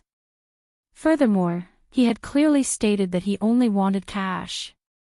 What kind of idiot would bring over 1,000,000 copper coins with him for a meal? All of the customers in the restaurant were also quite astonished. The restaurant was doing so well, and the price of the dishes was very high, so everyone could guess that the restaurant's turnover must be very high. However, no one had calculated the exact amount, but judging from Meg's words, it was most likely close to 1,000,000 copper coins. Among all of the restaurants in the Aden Square, even the number one restaurant, Dukas Restaurant, might not necessarily be able to achieve a turnover of 1,000,000. This is already a discounted price. Meg shrugged with a smile, and said, "Also, I'm not selling." A burst of laughter instantly erupted in the restaurant, and all of the discomfort that had been caused by that young man's words were instantly alleviated. In terms of flexing, Meg was countless times better than Sconard in just a few sentences. "You're still a big shot, after all." Pfft. Vivian also couldn't help but burst into laughter. This restaurant owner was so interesting. He didn't even use a single vulgar word when insulting others, but it really was very satisfying. However, she immediately discovered that her laughter didn't seem to suit the current situation. She put on a serious expression before chortling heartily, venting all of her pent-up frustration. "You." Sconard's face immediately flushed red. He felt as if his cheeks were burning as he listened to the customers' laughter. In particular, Vivian's laughter made his heart burn with rage. He had initially planned to show off his charm and grace, but now, he had become a laughingstock. He had been in Chaos City for 2 years, and this was the first time he had been humiliated like this. Meg picked up a menu and placed it in Sconard's hands with a serious expression. "You can take a look at the menu first. I think it's more feasible for you to order all of the dishes on the menu. As for the spicy grilled fish, there are 4 different flavors, and I personally suggest that the insanely spicy one suits your temperament better. I'd like to see what your restaurant is selling." "How dare you ask for 1,200,000? Sconard swallowed the words that he was about to say, and flipped open the menu in an exasperated manner, upon which his eyes widened again. He leaned closer to take a look, and turned to Meg with a peculiar expression as he asked, "Boss, is there something wrong with the menu?" For someone like Sconard who frequented high-end restaurants, it was normal for 1 or 2 of their signature dishes to be more expensive. However, the cheapest tofu pudding on the menu was 200 copper coins, while the braised chicken and rice were 800 copper coins. As for the most expensive dish, the spicy grilled fish, even a small portion would cost 1,200 copper coins, while a large portion would cost 2,000 copper coins. Dukas Restaurant, which was the #1 restaurant in the Aden Square, was selling a whole roast lamb for 2,500 copper coins, but a whole roast lamb was enough for 6 people to eat. Furthermore, they also provided free alcohol, and it was ranked #1 on the Aden Square. Even a random roast fish from this restaurant that wasn't on the Aden Square was priced at 2,000 copper coins. Even the largest roast fish would only be enough for 4 people at most. The prices on the menu are the same for all of the customers, so there's no problem with that. Meg shook his head with a smile. He loved to see them yelling at one another as if they had never seen the world. These prices. Vivian opened her menu, and a hint of surprise also appeared on her face at the sight of the prices. She thought to herself for a moment before nodding as she thought to herself, if it's delicious, then it's not that expensive.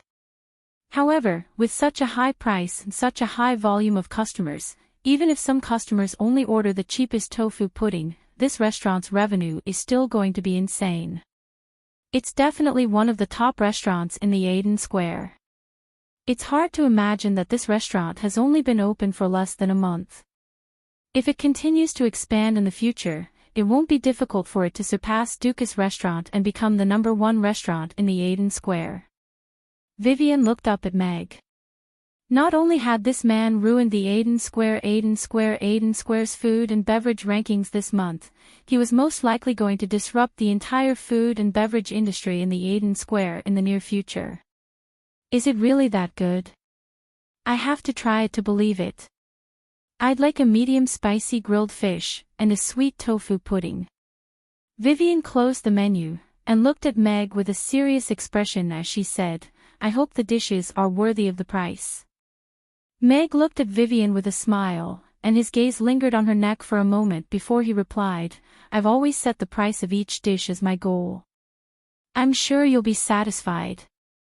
Sconard had clearly reserved the entire restaurant in order to impress this young man with a mustache. He had initially thought that Sconard was gay or something, but it appeared that this so-called young man was most likely a woman in disguise. Her breasts were either flat, or she had used some sort of method to conceal her breasts. Sconard most likely recognized her. Could it be that he recognized me? A hint of wariness flashed through Vivian's heart. I'd also like a large spicy grilled fish, and the flavor is. Sconard turned to Meg. He didn't have 1,200,000 copper coins on him, and even if he did, he wouldn't be willing to use a year's worth of pocket money to reserve the restaurant. Furthermore, Meg had no intention of allowing him to reserve the entire restaurant, so it would be unbecoming of him if he continued to pester him. He had already failed in his flexing attempt, so he had to minimize the impact as much as possible. Even though he didn't normally eat spicy food, he couldn't back down in front of Vivian. He gritted his teeth as he said, I'd like the insanely spicy one. All right, please wait a moment. Meg smiled as he turned and made his way toward the kitchen. The insanely spicy dish was referred to as insanely spicy because it wasn't something that normal people could handle. The spicy grilled fish was insanely spicy. Even Meg couldn't help but express his condolences for Sconard's stomach and anus. Even though he loved spicy food, he was still in awe of the insanely spicy dish, and under normal circumstances, he wouldn't touch it. Yabamiya heaved an internal sigh of relief before making his way to the next customer. No matter what it was, as long as Meg was here to take care of it, then everything would be fine. All of the customers also withdrew their gazes and continued to immerse themselves in the delicious food before them. As expected, there was no need to worry about being chased out of Mr. Mac's restaurant as Mr. Mac wasn't tempted at all. Chapter 352.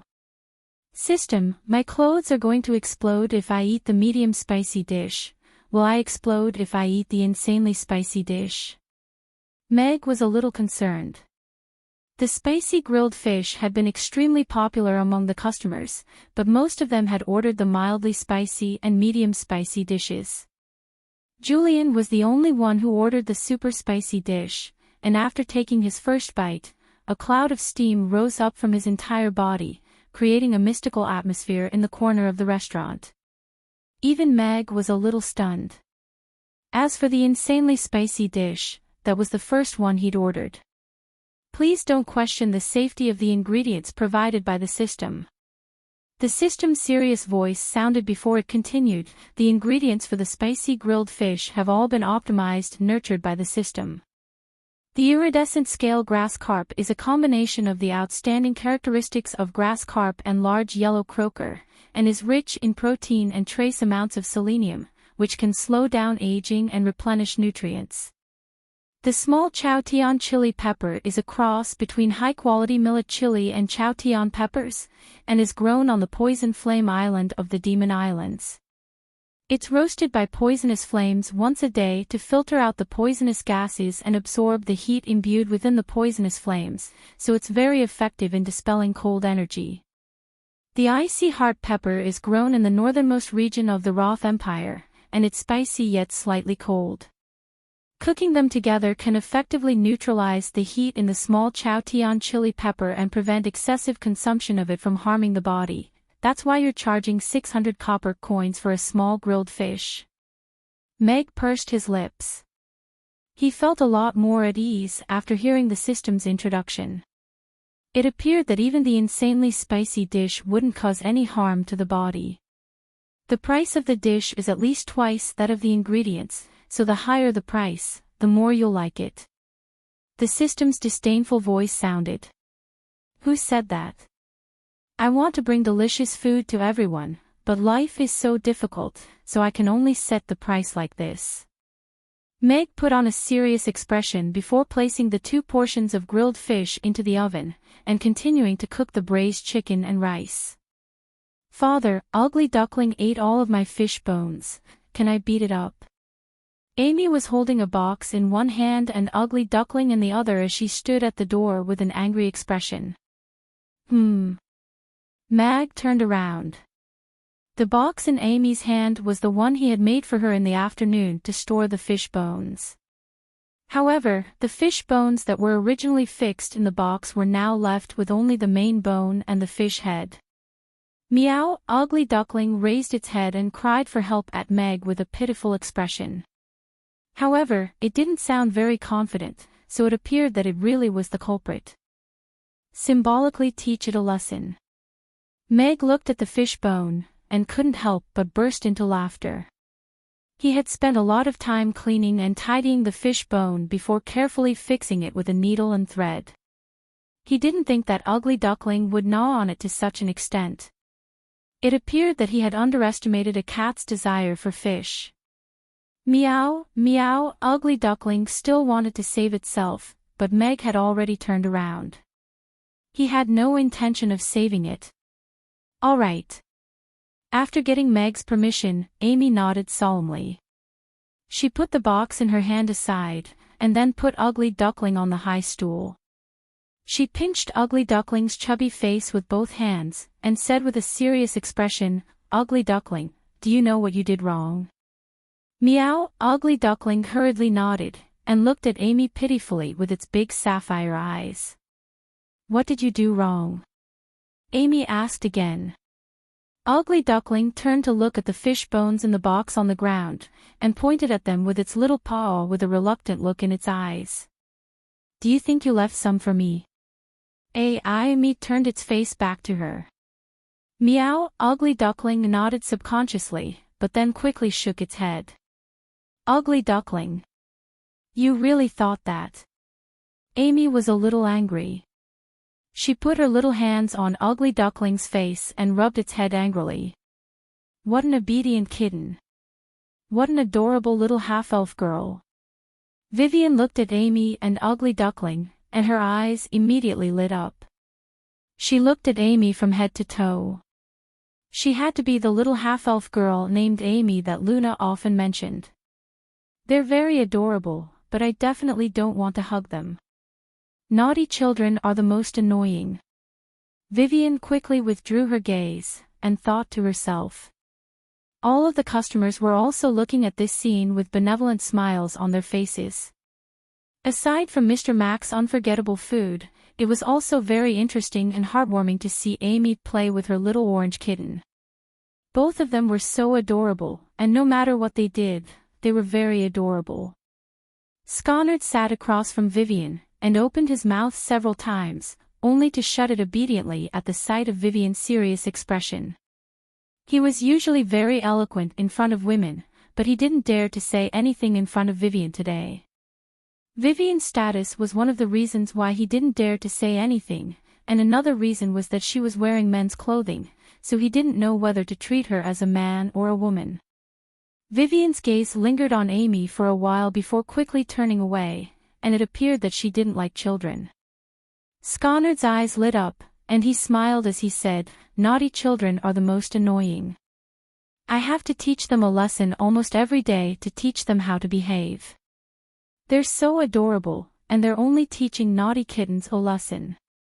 How did they become naughty children?"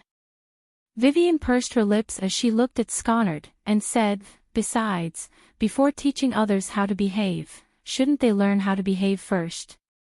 Sconard was a little displeased to be mocked by Vivian, but he still forced himself to restrain himself as he said, "Kittens are so small, what can they know?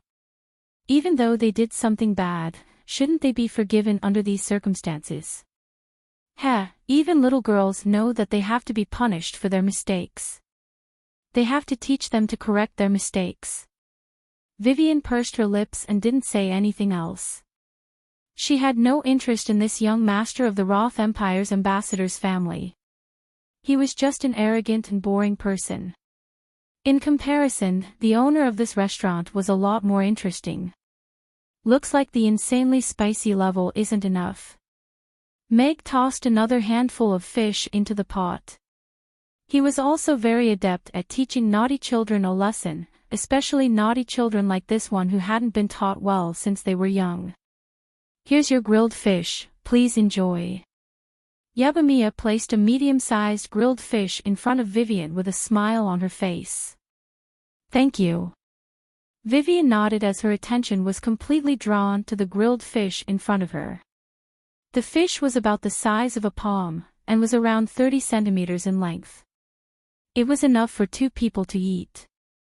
The rich aroma of fish and spicy fish wafted toward her, and she couldn't help but swallow involuntarily. Gulp. Sconard also swallowed involuntarily. Even though he was skeptical of Meg's pricing, he had to admit that the aroma wafting from this fish was simply too alluring. Chapter 353. A rich spicy aroma wafted through the air, and the large grilled fish in front of Sconard instantly attracted the attention of all of the surrounding customers. Everyone had witnessed the insanely spicy grilled fish's insanely spicy flavor, but no one had ordered it yet. The large grilled fish that was around half a meter in length took up almost half of the table, and there was a layer of red chili on top of it. Only the head and tail of the fish could be seen, and just the sight of it was enough to make one's mouth go dry. Furthermore, the rich spicy flavor of the grilled fish struck one with a sense of awe. It really was insanely spicy. Meg had recommended the insanely spicy dish to him, and he had actually ordered it. He really was a true warrior. The only question was how he would react after tasting it. There was an orc who had just eaten the medium spicy dish, and his belt had snapped in half. Vivian was also a little surprised to see Sconard's grilled fish. Her body didn't allow her to eat too much chili. In other words, she wasn't supposed to eat anything spicy or stimulating at all. However, she had been craving the bland food at home every day. It wasn't easy for her to come out, so she naturally had to eat something with some flavor. However, this insanely spicy dish clearly didn't suit her. Even though it was most likely impossible for her to recover from this illness, she still wanted to live a few more years and eat more delicious food. If her body allowed it, she really wanted to try this insanely spicy dish to see just how insanely spicy it was. Sconard looked at the bright red grilled fish in front of him, and the overwhelming spicy flavor made it difficult for him to even open his eyes. He suddenly regretted ordering the insanely spicy dish. It was way too spicy. However, he quickly sensed that everyone was looking at him with reverence in their eyes. Even Vivian seemed to be looking at him in a different light, and that gave him a boost of morale. He flung his half-length red hair aside, and a nonchalant expression appeared on his face. He picked up a piece of fish with his chopsticks, and the piece of fish was completely enshrouded in the vibrant red sauce before he slowly fed it to his mouth. Many customers in the restaurant put down their chopsticks and looked at Sconard.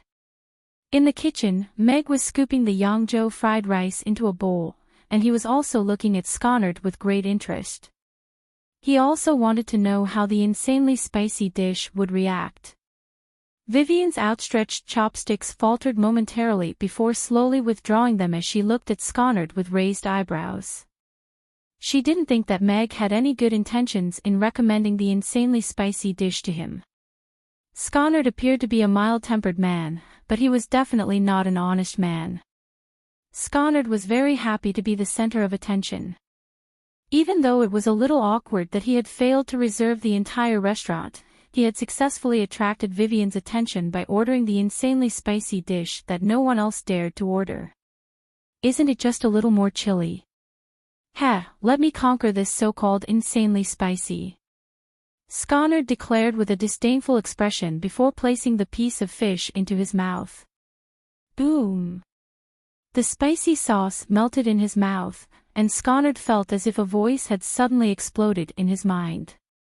He was completely dumbstruck for a long while before coming to his senses. He then felt as if his tongue had gone completely numb from the tip to the base of his tongue, and a scorching sensation spread throughout his mouth. It was as if what he had just eaten wasn't a piece of fish, but a mouthful of boiling lava instead. The scorching sensation coexisted with the numbness, and his entire mouth felt as if it didn't belong to him anymore. He couldn't even spit out the fish, and his mouth could only chew on it in an unconscious manner. He bit into the fish, and the tender flesh melted in his mouth under the spicy sauce. Even though his mouth was completely numb, he could still clearly taste the freshness of the flesh and the crispness of the skin. Even though the scorching sensation wasn't alleviated by this, the delectable taste made him forget about the spicy sensation, and he desperately wanted to suppress the spiciness with delicious flavor. In the instant that the piece of fish entered Sconard's mouth, all of his red fur stood up on end as if it had been electrocuted. His face turned from white to red, then to green, then back to red again. It was like a traffic light, and it was quite a comical sight to behold. What was even more miraculous was that there was smoke rising from his head, and it was as if his red fur had been set ablaze. Wow, a red-haired lion that can emit smoke. That's so cool. Amy just so happened to turn around and catch sight of this, and she clapped her little hands with her mouth slightly agape. Pfft! Vivian burst into laughter upon hearing this. This little girl was so adorable that she couldn't help but want to give her a hug. Insanely spicy really is insanely spicy. Even his head is smoking. But this guy's new nickname is probably Red Lion, right? Wrong, you forgot to add smoking. That's the main point. Ha ha ha, little boss is so adorable. I really want to steal her away. That's a very dangerous thought, young man. He has two great magic casters watching from the back. After this, he'll probably never want to eat chili again. Looks like he has to keep a low profile in front of Mr. Mac. Otherwise, if he were to be recommended insanely spicy, he'd definitely finish it even if he had to cry. All of the customers burst into laughter upon seeing this. This Sconard had requested the insanely spicy dish himself, so he could be considered a perfect example of a failure at flexing. Insanely spicy isn't as simple as adding a little more chili. Meg glanced at the half-sliced black chili beside him. This was the legendary insanely spicy chili. Just as its name implied, it was an insanely spicy chili.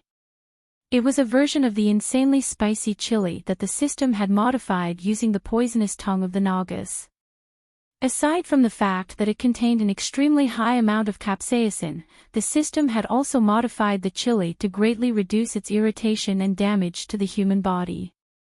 However, since it was called insanely spicy, there were naturally some side effects, but they were all within an acceptable range for the human body. I'll just have to give this brat a small punishment, and he should know how to behave. Meg withdrew his gaze with a smile and continued to cook. Sconard could hear the laughter of the customers and Vivian, and he was a little frustrated. He didn't think that he would still underestimate this chili. However, he had no time to think about anything else now. He quickly picked up a piece of fish with his chopsticks and placed it into his mouth. His mouth had already become completely numb, and only the delicious fish could slightly suppress the scorching sensation. The fish was simply too delicious, and Sconard had never tasted such delicious fish in his life. It was so delicious that he couldn't stop himself, nor did he want to. Tears began to flow uncontrollably from his eyes. Spiciness and deliciousness coexisted, pain and joy, and tears streamed down Sconard's face as he ate. He had already completely forgotten that he was trying to establish a gentlemanly image in front of Vivian. Chapter 354. Rip. Vivian could clearly hear the sound of cloth tearing, and her hand that was holding her chopsticks immediately stiffened. She looked down to find that her flat chest was slowly bulging like a balloon, and her eyes slowly widened. She hurriedly pulled her loose robe forward and leaned forward to hide her discomfort. How could this be? Vivian felt as if her brain were trembling, and a blush appeared on her face. She had spent a lot of time wrapping her breasts in order to put on her dashing male attire, but her cloth had been torn apart as soon as the spicy grilled fish entered her mouth. What was she going to do? This is super weird, okay? What was added to the grilled fish? Not only did it make Scondar's hair stand on end, it even tore apart her cloth. If she were to wear loose clothes that were easy to undo, wouldn't her clothes be torn apart as well? This was an indecent dish. He undid the buttons with one hand and quickly undid his outer shirt. He leaned forward slightly. Although his posture was a little awkward, his clothes weren't too tight. At least, it didn't look too abrupt and it wouldn't be easy to notice the abnormality in his chest.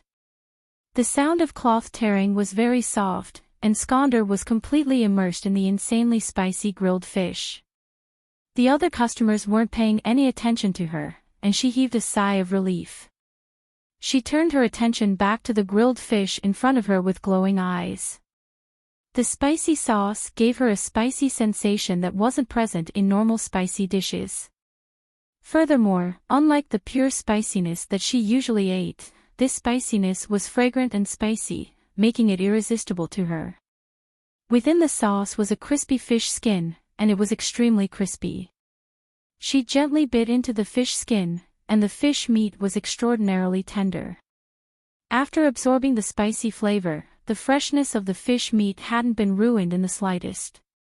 The delectable flavor spread through her mouth, and all of her taste buds seemed to have been instantly stimulated. This was something that they had never tasted before, and it was the most delicious fish that Vivian had ever eaten in over a decade. Furthermore, this fish really didn't have any bones, and there weren't any shark fins in the smooth and tender flesh.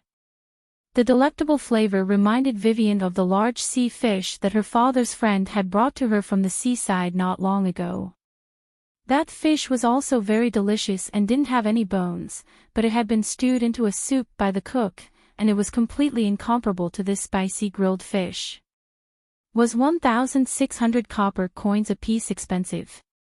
Even though Vivian felt that this dish was a little indecent, she still didn't think that it was expensive at all. Such a delectable dish couldn't be measured in monetary terms. Just as Meg had said, this dish was far more delicious than its price. He had the confidence to say those words, and then he did it. Just this dish alone was enough to convince Vivian of what Robert had said to his father in the afternoon. This restaurant could definitely become a name card in the Eden Square, or even in Chaos City. Calm. Vivian held her chopsticks and was about to pick up the second piece of fish. "Hey, Big Brother Mustache, your breasts seem to have grown bigger." A soft voice sounded. Vivian's hand and face immediately stiffened. She didn't know when Amy had brought the little orange cat to the table and was looking at her chest with an adorable expression. She wanted to find a hole to crawl into and hide. Why did this little girl have to bring up such a sore spot? Furthermore, how could she say that out loud? Arf! Vivian could sense all of the gazes directed at her, and she hurriedly pulled her clothes up to cover her chest. She smiled and said, "You must be mistaken, little friend. If you say something like that, you'll be taken away by demons." "Don't worry, Father will protect me." Amy shook her head with a fearless expression. She stared intently at Vivian's chest for a while, then turned to the nervous Vivian, and shrugged as she said, "All right, if you say so, then so be it." She then carried Ugly Duckling back to the table and continued to teach it a lesson. "I didn't have any in the first place," Vivian emphasized in a serious manner. She didn't know whether to laugh or cry at Amy's adult-like behavior. As expected, children were quite difficult to deal with, especially children who weren't even afraid of demons. Thankfully, this little guy didn't cause any trouble. Otherwise, it would have been quite awkward. Vivian glared at Sconard with a hint of warning in her eyes. She could already tell from the way Sconard had raised his head that he had most likely already recognized her. He was just pretending not to know her. Sconard hurriedly lowered his head and continued to eat his grilled fish. He had initially wanted to leave a good impression on Vivian during the meal, and perhaps even develop their relationship. However, everything had gone wrong ever since he had entered the restaurant. With that in mind, tears began to flow from his eyes. It wasn't that he was too sad, it was just that he simply couldn't control himself from the spiciness of the grilled fish. Seeing as no one was paying attention to her, Vivian quickly immersed herself in the delectable grilled fish. The fragrant and spicy flavor instantly whetted her appetite, and the boneless fish also eliminated all of her fears and worries about the tiny bones in the fish. She simply couldn't stop eating one bite after another. Fine beads of sweat began to appear on her forehead. After swallowing the grilled fish, a scorching sensation flowed down her throat before spreading throughout her entire body. It was a comfortable sensation that was similar to soaking in a hot spring. However, compared to the delicious taste of the grilled fish, Vivian had already completely ignored all of the other reactions that her body was experiencing. She was completely focused on enjoying the grilled fish in front of her. Under normal circumstances, she would only be able to finish half of the grilled fish at most, but she felt like she could finish the whole thing today. Looks like the spicy grilled fish is going to be able to make a name for itself in this world. It's just that the Eden Square food competition rankings are still a problem. The Catering Association has been around for so long, and it's going to be very difficult to resolve in a short period of time. Looks like I'll have to pay a visit to the City Lord's castle tomorrow, or get the customers to sign a petition or something. Meg's brows furrowed as he thought to himself. Chapter 355. No, we're just here to eat. Warren shook his head with a smile as he said, Robert must have already reported this to the City Lord. The City Lord is very busy, so he can't possibly pay too much attention to a small restaurant. However, Robert has been working in the City Lord's castle for many years, so we're just here to learn more about this restaurant in case the City Lord asks about it. But if the City Lord doesn't know about the restaurant, then can't we just say whatever we want? Tonis was still rather perplexed. The City Lord is the supreme ruler of Chaos City, and one of the smartest people on the entire Norland continent. Do you think you can fool him with just a few words? Warren shook his head with a smile, and sighed with emotion as he said, "Every time I see the city lord, I'm always in awe. How can a powerful 10th-tier knight have such a meticulous mind and awe-inspiring wisdom?" "Then what are we doing here today?" Tonis asked with a hint of awe and veneration on his face. "Compared to us, he'll definitely trust Robert's words more. Hence, what we have to do is to learn more about this restaurant than Robert, and then find its Achilles heel. Clashing with the owner of a restaurant is the lowest form of behavior. As the vice president of the restaurant association, you should know what you should and shouldn't do." The smile on Warren's face faded as he took a glance at Tonis before opening the restaurant's door and making his way in. Tonis' expression changed slightly, and he lowered his head before following Warren into the restaurant. Burp. After finishing the entire spicy grilled fish, there wasn't even a single strand of vermicelli left on the grill, and Vivian burped with satisfaction. Only then did she notice that she was drenched in sweat. Even her hair was wet, and her body was warm as if she had just taken a comfortable bath. The spaciness in her mouth was already slowly receding, and a joyful smile appeared on Vivian's face. Even though she was a little full, she still felt extremely blissful. "Here's the bill," Vivian said as she raised a hand. "Big brother mustache, that'll be 1,600 copper coins." Amy made her way over to Vivian with her little hand extended toward her. "Little?" Vivian raised her eyebrows. Although she was indeed wearing a mustache now, she still felt a little strange that the little girl had given her such a nickname. After all, she was also a beautiful little celestial maiden. However, when he saw Amy's adorable expression, the little bit of resentment in his heart quickly dissipated. Sure enough, being adorable allowed one to do whatever one wanted. He took out his wallet from his waist and prepared to pay the bill. I'm here to seek enlightenment." Sconard, who was drenched in sweat, stood up as he stuttered, and pulled out his money pouch to settle the bill. "I don't need anyone to pay for me. 16 gold coins. Goodbye, little guy." Vivian grabbed a handful of gold coins and placed them in Amy's little hands. She then got up and walked out of the restaurant. "Goodbye, mustache brother."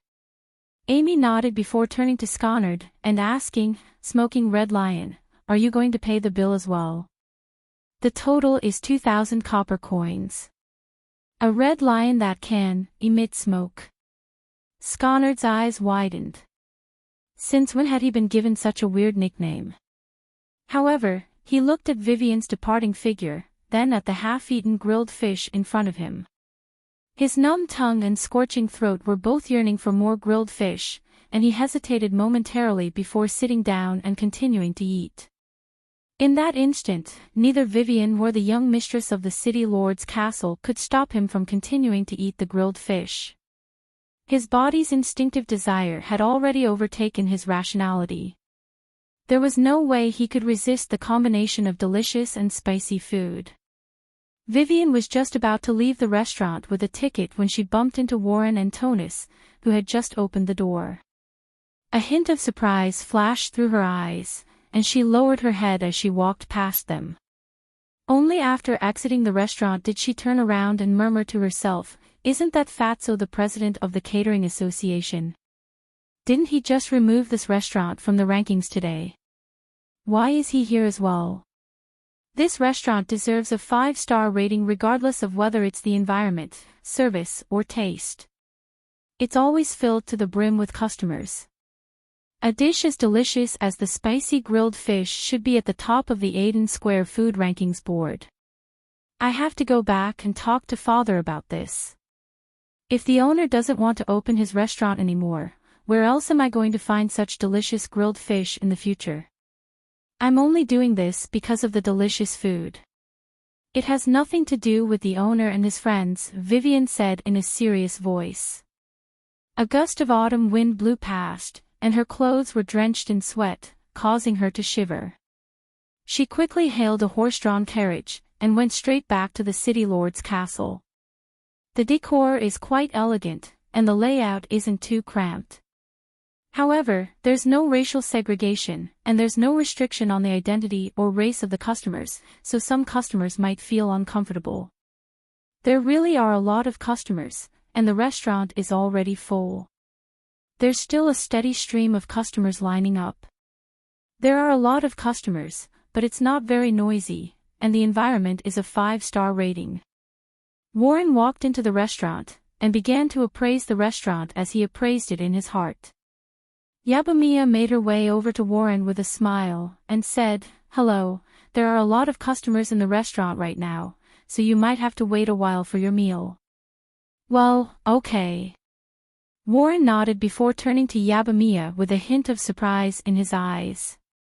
Ever since a restaurant had been smashed by a half-human waitress last year, there had been virtually no half-human waitresses in the Aiden Square. He didn't think that this restaurant would hire a half-dragon waitress. However, this half-dragon waitress was very friendly, and her smile was very contagious. Even though she was a half-dragon, Warren was still willing to give her a 5-star rating. Why is she a half-dragon? Tona's brows furrowed as he stood behind Warren. His voice wasn't very loud, but Yabamiya still heard him, and his expression changed slightly as he reflexively clenched his fists. Is there a law in Chaos City that forbids half-dragon waitresses from working as waitresses? Right at this moment, Sally made her way over to Yabamiya with a serious expression as she looked into Tona's eyes. All of the businesses in the Aiden Square agree that half-dragon waitresses aren't needed. That's more effective than the law. Tonis was quite stunned by Sally's beauty, but he was used to being fawned over by all of the other restaurant owners, so he was naturally quite displeased to be contradicted by a waitress. Many of the customers turned toward them, and they were all rather surprised to see Warren and Tonis. The monthly Aiden Square food competition rankings were announced by Warren himself, so everyone was quite familiar with this chubby president. However, they had just removed Mamie Restaurant from the rankings today, so could it be that they were here to pick a fight with them? He was picking on the waitress as soon as he entered the restaurant. Chapter 356. Meg was standing in front of Sally and Yabamiya with a plate of fried rice in his hand, facing Warren, and the atmosphere in the restaurant seemed to have become a little tense. Mamie's had been removed from the Aiden Square food competition rankings this morning, and everyone was furious. However, Mr. Mack was most likely the most enraged one. He had been smiling the entire day, and hadn't brought any negative emotions to his customers, but judging from his attitude toward the president of the Catering Association, it was clear that he was very angry. However, Mr. Mack was indeed Mr. Mack, and he was different from other restaurant owners. Normally, if a restaurant wanted to get back onto the rankings, they would have been forced to serve the president of the Catering Association in person. What was wrong with the waiters being treated like this? However, Meg wasn't doing that. He was going to protect his customers to the very end, and he wasn't going to back down in the slightest. Is Mr. Mack going to lay all his cards on the table? All of the customers were filled with curiosity and anticipation. If Mr. Mack was going to stand up for his restaurant, then they were all ready to back him up. They simply couldn't stand for their restaurant being removed from the rankings. That's right. Chaos City's laws are the best laws on the entire Norland continent. Warren looked at the smiling Mag, and his eyes narrowed even further. A fake smile appeared on his face as he said, "However, some things are still worth respecting. Regardless of whether you're the first to arrive or the last to arrive, there has to be a rule." That's true. Nothing can be accomplished without rules, but those rules have to be clean and transparent in order to be worthy of respect and acknowledgement. Mag's smile also faded as he looked at Warren, and a serious expression appeared on his face as he said, "President Warren, have you heard about Mamie Restaurant being removed from the Aiden Square Food Competition Rankings Board today? If the Aiden Square Food Competition Rankings are designed to make it easier for customers to find their own food, then why was our restaurant removed from the rankings for no reason?" If possible, I hope you can give me a reasonable explanation for this. Your tickets are so expensive. I bought tens of thousands of them, but in the end, you disqualified me. That's not very kind. Meg had seen Warren's portrait before. Although the hand-drawn portrait was slightly different from the real person, the black mole between his eyebrows was still very recognizable. The person standing behind him was clearly the same person as him. Judging from his bulging belly, he was most likely also a leader of the catering association. Meg was a little surprised. These two people had just removed his restaurant from the ranking list in the morning, and now they were here for dinner in the evening. Most likely, they didn't have good intentions. However, he was just worried that he had no place to reason with. Since these two had delivered themselves to his doorstep, he might as well say it out loud so that all the guests present could listen. After all, this was his home field. All of the guests were quite intrigued by Meg's words. Mr. Mack's straightforward manner of speaking indicated that he wasn't afraid of offending anyone at all. However, his words also triggered the curiosity and anger in everyone's hearts. They all wanted an explanation from the catering association. What are you saying, boss? Why is your restaurant the only one that has been removed from the rankings list? Don't you have any idea what's going on? Tonus was a little enraged at the sight of the aggressive Meg. He was the one who had instigated all of this, but Meg had never taken him seriously. In fact, he hadn't even taken a single glance at him. Now, he was even questioning the fairness of the catering association, and that made Tonus extremely angry. As such, he naturally had to show off in front of Warren. If it's because two of my restaurant's 5 dishes are in the top 30, 4 in the top 50, and all 5 in the top 100, and we're the only restaurant on the list that occupies too many places, I have nothing to say about it. I still have the guts to do so. Meg looked at Tonus with a mocking smile as he said, "You look like an employee of the catering association, right? Even though you're not wearing a uniform, your figure is quite fitting, so it's quite easy to identify you." Ha ha ha. I suddenly understand why little boss speaks like that, it's all in his genes. That's why it's best not to mess with Mr. Mack. When he speaks, he's an upgraded version of little boss.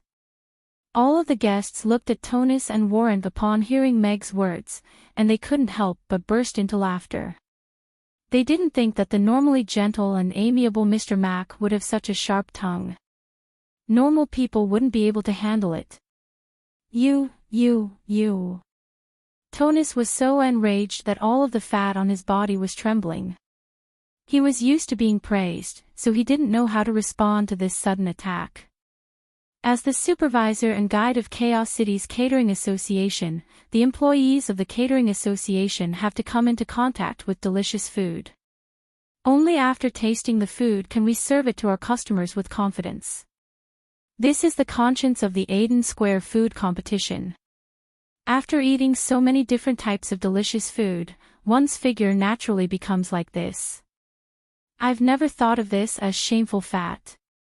Instead, it's a reflection of the responsibility that all of the employees of the Catering Association have toward their customers.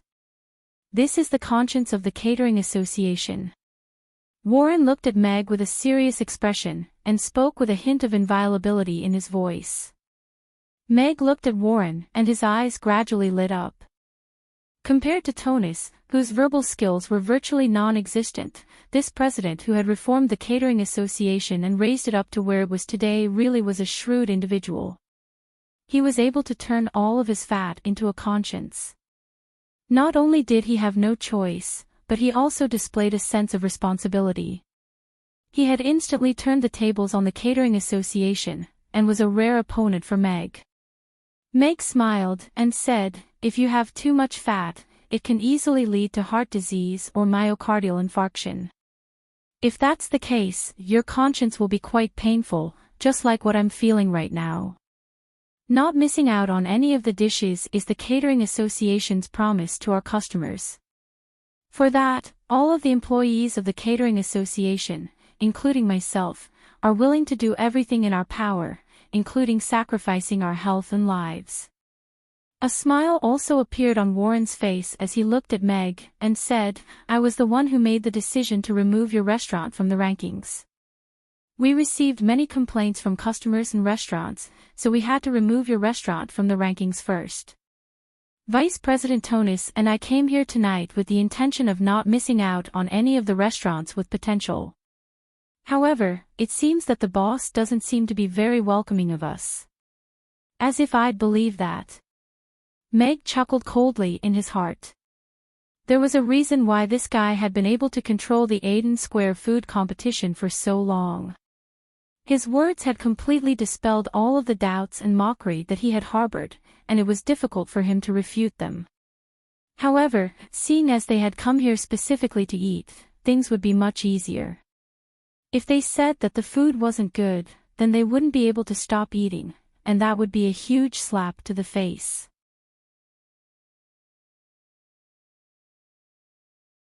Chapter 357. Where's young mistress?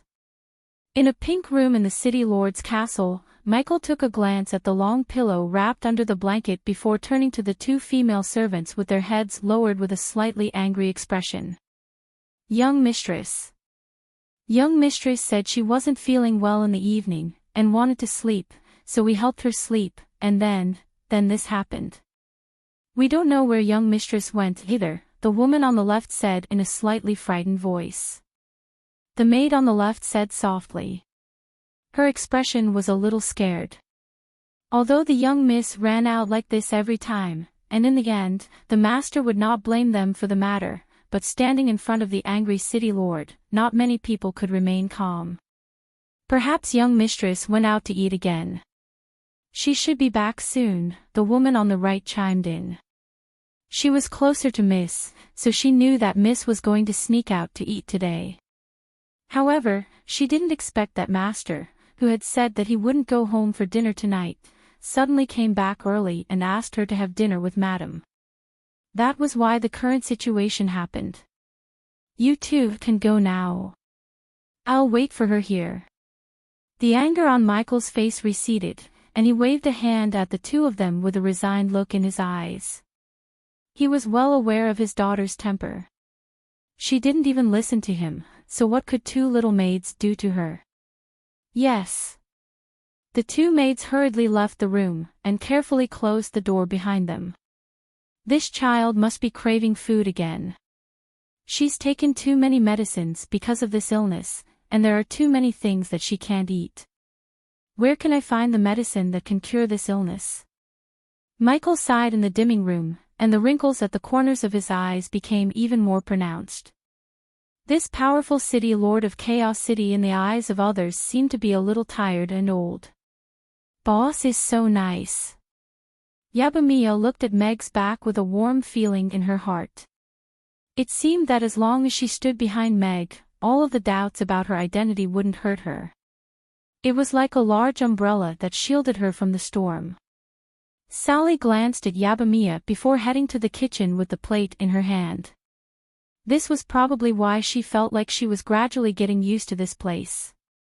She didn't have to worry about being stabbed in the back. She just had to do her own thing. You're just going to leave us hanging? Tonis watched as Meg entered the kitchen.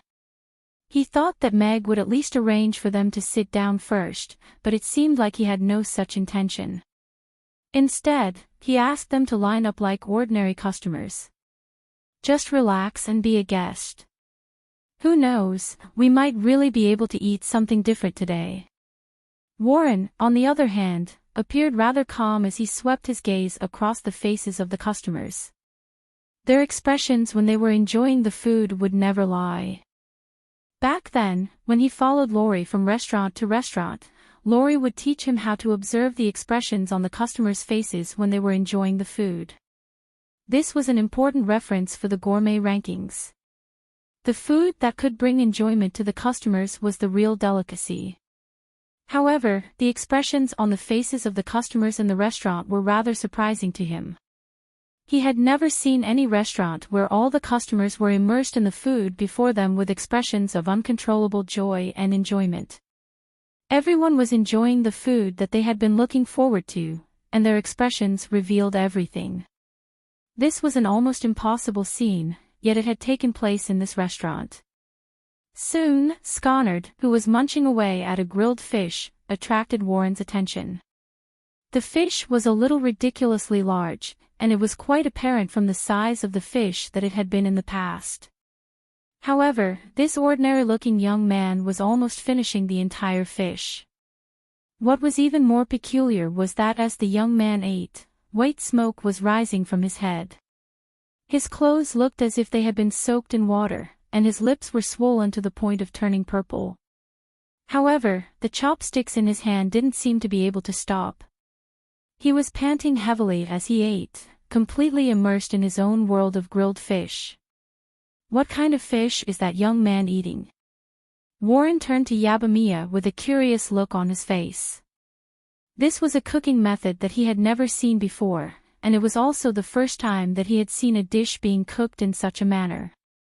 Furthermore, this dish wasn't one of the 5 dishes on Amy's rankings board, so it was most likely a new dish that had just been released recently. That's a spicy grilled fish, an insanely spicy one, Yabamiya explained. She had already learned that these two were the president and vice president of the Catering Association, so she was very angry that her restaurant had been removed from the rankings board. Insanely spicy. How spicy can it be? I don't think so.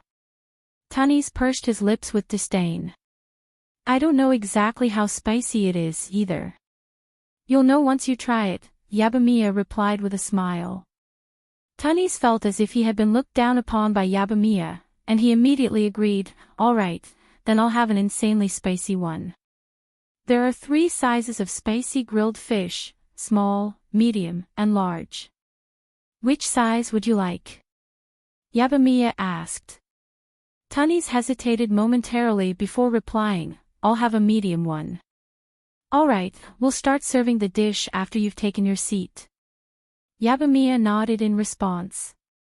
If it were any other customer, she would perhaps remind them that the insanely spicy dish wasn't as spicy as the average spiciness, but she didn't want to remind this annoying guy. Since when did you like spicy food, Tunney's? Warren asked with a smile. I actually don't like spicy food either, but I feel like this restaurant is just trying to pull off a publicity stunt. What insanely spicy? I think it's all a hoax, Tunney's replied with a smile. That's not necessarily true. Warren shook his head as he looked at Sconard.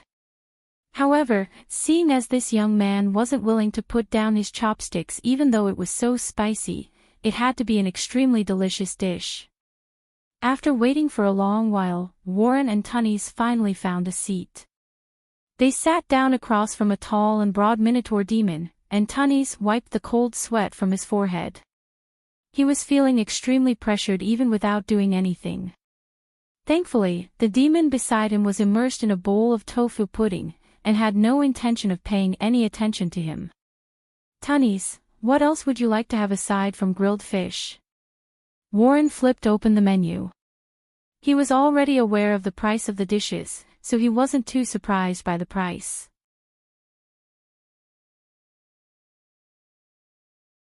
Chapter 358. Where's young mistress? In the city lord's castle, in a room that was mainly decorated in pink, Michael glanced at the long pillow under the blanket, and then at the 2 young maids with their heads hung low with a slightly angry expression. Young mistress. Young mistress said that she wasn't feeling well in the evening and wanted to sleep, so we helped her to sleep, and then this is what you see now, master. We don't know where young mistress went, the maid on the left said softly with a slightly fearful expression. The maid on the left said softly, looking a little scared. Although the young miss always ran out like this, and the old master would not blame them for everything in the end, standing in front of the angry city lord, there were not many people who could remain calm. Perhaps young mistress went out to eat like before, and she should be back soon. The young maid on the side added. She had a closer relationship with young mistress, so she knew that young mistress was going to sneak out to eat today. However, she didn't expect that the master, who had said that he wouldn't be home for dinner tonight, would suddenly come back early, and even asked her to eat with Madam, which led to the current situation. "You can leave first, I'll wait here for her to come back." The anger on Michael's face faded, and he waved his hand at the two of them. There was a hint of helplessness in his eyes. It wasn't like he didn't know his daughter's temper. She didn't even listen to him, so what could the two young maids do to her? Yes. The two young maids hurriedly turned and left the room, carefully closing the door behind them. This child must be craving for food again. She's taken too much medicine during these past few years, and there are too many things that she can't eat. Where can I find medicine that can cure her? Michael sighed in the darkening room, and the wrinkles at the corners of his eyes were particularly pronounced. This city lord of Chaos City, who was extremely powerful in the eyes of others, appeared to be a little weary and frail. Boss is so nice. Yabamiya looked at Mag's departing figure, and a warm feeling welled up in her heart. It was as if as long as she stood behind Mag, all questions about her identity would no longer be able to harm her. It was as if she were standing behind Mag, shielding her from the elements. Sally took a glance at Yabamiya before making her way toward the kitchen with her plate in her hand. This was most likely why she was gradually getting used to this place. She didn't have to worry about scheming against others, and she didn't have to worry about being stabbed in the back. All she had to do was take care of her own business. "He's just going to leave us hanging." Tonis looked on as Mag walked into the kitchen. He had thought that Mag would at least arrange for them to take a seat first, but it appeared that he wasn't planning to do that. Instead, he was making them line up like normal customers. "Don't worry about being customers. Perhaps we'll really be able to eat something different today." In contrast, Warren appeared to be quite calm and collected. He looked at all of the customers around him, and the expressions on their faces when they were enjoying delicious food couldn't lie. Back when he had been to all of the restaurants with Lori had taught him how to observe the expressions on customers' faces when they were enjoying their food. This was an important reference for the Aiden Square Food Competition Rankings Board. Only food that could bring enjoyment to customers was truly delicious. However, the expressions on the faces of the customers in the restaurant had come as quite a surprise to him. He had never seen a restaurant where all of the customers were completely immersed in the delicious food in front of them. Everyone was enjoying the food that they were looking forward to, and their expressions had already revealed everything. This was something that was almost impossible to happen in this restaurant. Soon, Sconard caught Warren's attention. The size of the fish was a little exaggerated. From the size of the fish's skeleton alone, one could infer just how large it must have been before it was even touched. However, this ordinary-looking young man had almost finished the entire fish. What was even more peculiar was that white smoke was rising from the young man's head as he ate. His clothes appeared to have been completely soaked, and his lips were swollen to the point of purple. However, he simply couldn't stop eating with his chopsticks. He panted heavily as he ate, completely immersed in his own world of grilled fish. What kind of fish is that young man eating? Warren turned to Yabamiya with a curious expression. He had never seen such a method of cooking before, and it was also the first time that he had seen such a method of eating.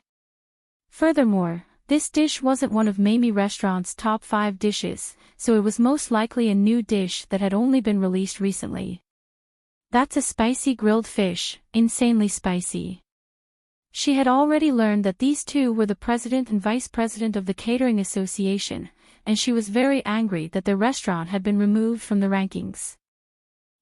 Insanely spicy. How spicy can it be? I don't think it's that spicy. Tonis pursed his lips with a disdainful expression. I don't know exactly how spicy it is, either.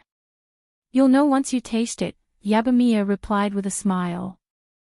Tonis felt like he had been looked down upon by Yabamiya, and his blood rushed to his head as he said, "All right, then I'll have an insanely spicy one." There are 3 sizes of spicy grilled fish: small, medium, and large. "May I ask what size would you like?" Yabamiya asked.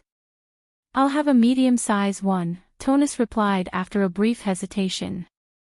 "All right, the dishes will be served after you've taken your seat."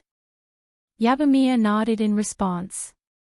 If it were any other customer, she would perhaps remind them that the insanely spicy level was not a normal level of spicy, but she didn't want to remind this annoying guy. "Tonus, when did you start to like spicy food?" Warren asked with a smile. "I'm actually not a big fan of spicy food, but I feel like this restaurant is just trying to create some hype." "Insanely spicy. I think it's all a scam." Tonus chuckled, but he wasn't too concerned. "Not necessarily." Warren shook his head as he looked at Sconard. However, the fact that this young man refused to put down his chopsticks even though it was so spicy indicated that it had to be a very delicious dish. After waiting for a long while, Warren and Tonus finally found their seats. They sat down next to a tall and burly Minotaur demon, and Tonus wiped the cold sweat from his forehead. He was feeling a lot of pressure just by doing nothing. Thankfully, the demon beside him was immersed in a bowl of white tofu pudding, and had no intention of paying him any heed.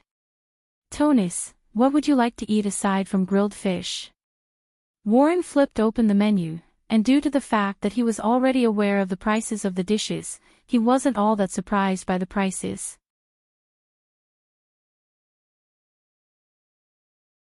Chapter 359.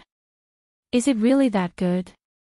Tonus couldn't help but pick up a spoonful of savory tofu pudding upon hearing Warren's praise, upon which his eyes immediately lit up. The tofu pudding slid down his tongue, and the faint flavor of the tofu pudding and the savory sauce instantly fused together in his mouth. The few simple side dishes served as the finishing touch, and they complemented the sweet tofu pudding to create an extremely refreshing and delicious flavor. After swallowing, the faint flavor of the bean lingered in his mouth for a long time, and it wasn't greasy at all. What is this thing made of? How can it be so delicious?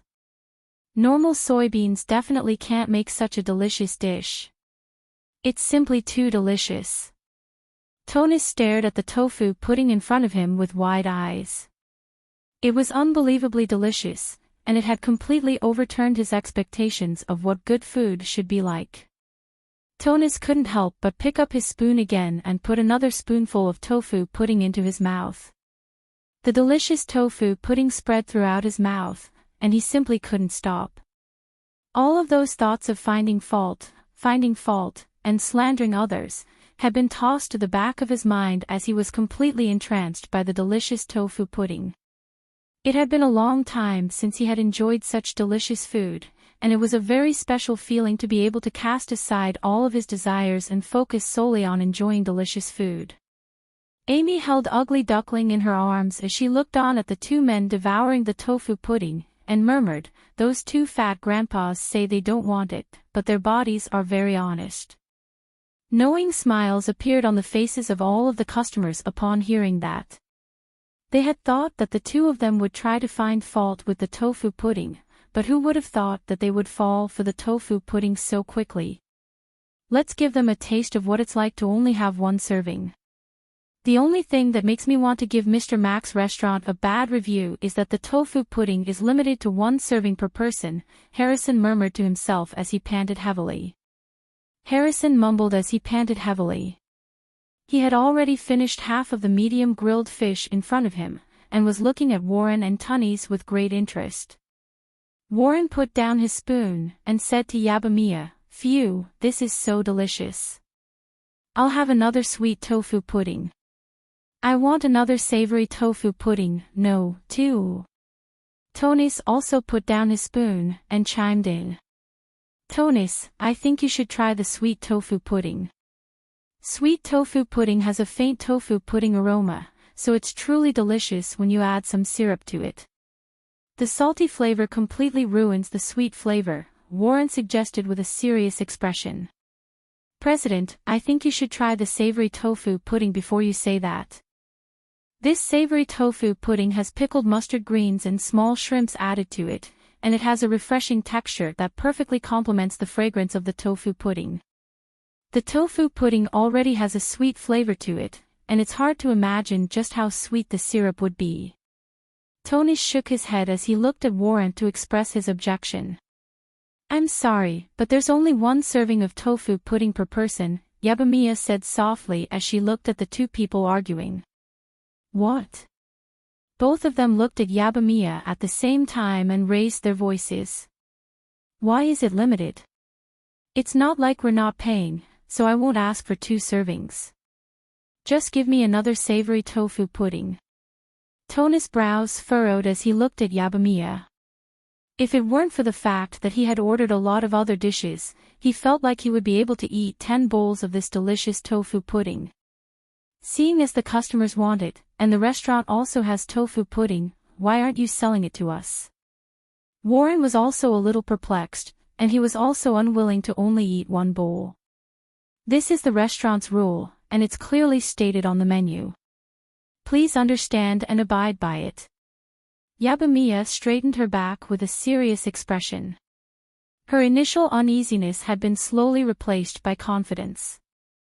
This was a rule set by Meg, so there had to be a reason for it. Warren took a look at the menu, and it was indeed stated that there was only 1 serving per person.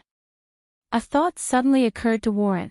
If Meg combined these 2 dishes together, would it still be able to make it into the top 30 on the competition list? Warren raised a hand to stop Tonis from speaking, and he turned to Yabamiya with a smile as he said, All right, please bring out the rest of our dishes. All right, please wait a moment. Yabamiya nodded before turning and making her way toward the kitchen. President, we should have held on a little longer, Tonis said with an indignant expression. Are you going to insist on letting others see you unable to extricate yourself from the tofu pudding and even throw a tantrum? Warren took a meaningful glance at Tonis. Tonis' expression changed slightly upon hearing this, and he suddenly recalled what they were here for. The delicious tofu pudding had completely enthralled him, and he was unable to extricate himself from it. Logic told him that there was no way that this restaurant would be able to make it onto the competition list again, but he still couldn't help but compare the tofu pudding to the other dishes on the competition list. Even if the tofu pudding didn't make it onto the top spot, it would at least make it into the top 5. Warren was also silently waiting for the dishes to be served. His face was completely expressionless, and no one knew what he was thinking. Mr. Mack's rules really are rules. Even the president of the Catering Association has no room for negotiation. I hope they'll be able to get Amy's back onto the competition list tomorrow. Otherwise, they'll definitely have a black conscience. That's hard to say. After all, they didn't even come to inspect the restaurant today before removing it from the competition list.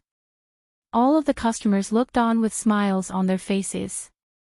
It was very satisfying to see the president of the Catering Association being forced to submit to the restaurant's rules. Soon, the Yangzhou fried rice, rujiamo, and braised chicken and rice were served. Soon, the two of them were immersed in the new delicacies and couldn't pull themselves away.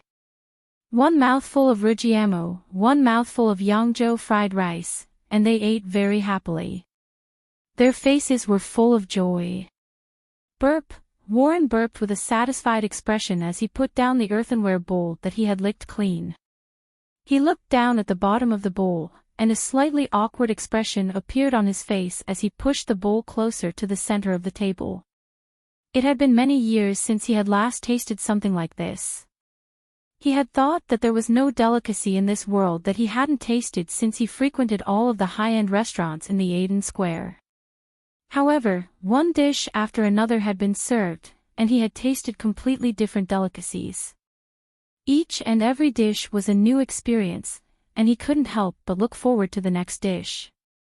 He had never tasted rice that was fried with all types of ingredients, nor had he ever tasted rujiamo that was sandwiched between 2 sweet and crispy pancakes, nor had he ever tasted braised chicken that was cooked with shiitake mushrooms. However, all of these dishes had been cooked by the same chef, and they were all so delicious. This restaurant owner was a complete genius.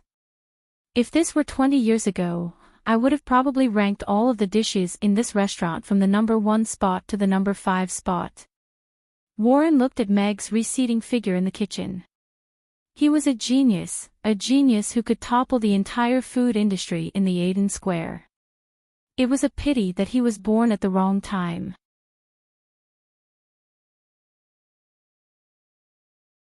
Chapter 360. Tonis immediately shuddered at the sight of Warren's contemplative expression, and he hurriedly put on a stern expression as he cleared his throat, and said, "I don't think it's as good as I imagined. If the spicy grilled fish is also of this standard, then I don't think there's anything special about it." TSK, when he was eating just now, he even licked the bottom of the plate clean. The customers rolled their eyes. This guy was really a duplicitous guy. But he's saying something like that now. It looks like he's going to pick a fight with Amy. Could it be that they're still not going to let Amy's onto the rankings? Some customers speculated, and felt that Tonis' reaction was a little strange. It's too spicy. But it's so delicious. Boss, give me a big jug of ice water. I feel like I'm going to heaven. Right at this moment, Sconard slammed his chopsticks onto the table, and his mouth was already swollen like a duck's beak. His clothes were already drenched in sweat, and his face was flushed red. His eyes were also bloodshot, and most of the white smoke above his head had already dissipated. There was still some smoke wafting through the air, but he appeared to be in good spirits. "My apologies, sir, but the restaurant doesn't provide ice water." Yabamiya made her way over to Sconard with a hint of surprise in her eyes. Sconard had been acting all high and mighty just a moment ago, and he was trying to reserve the entire restaurant, only to be reduced to a dead fish after a single insanely spicy grilled fish. "What? There's no ice water." Sconard's voice was a little hoarse, and he felt as if his throat were about to be burned. Today, he had finally experienced the horror of being dominated by the insanely spicy grilled fish. It was as if his hands didn't belong to him at all, and all he could think about was finishing the entire grilled fish. It was simply too unbearable. His tongue and mouth had already gone numb, and his body was scorching hot.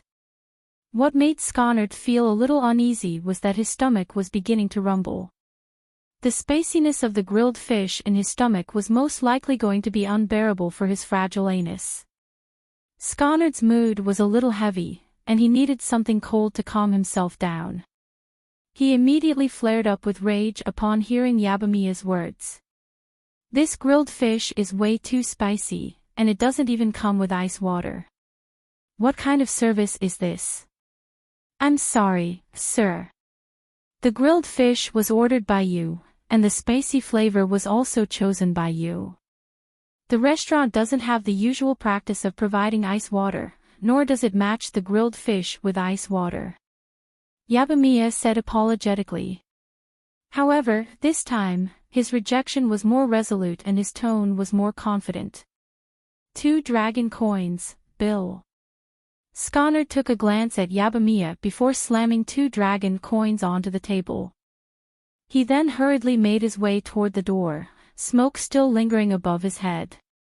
He had come here to chase after Vivian, only to embarrass himself quite a bit in front of her. Now, he was in such a sorry state as well.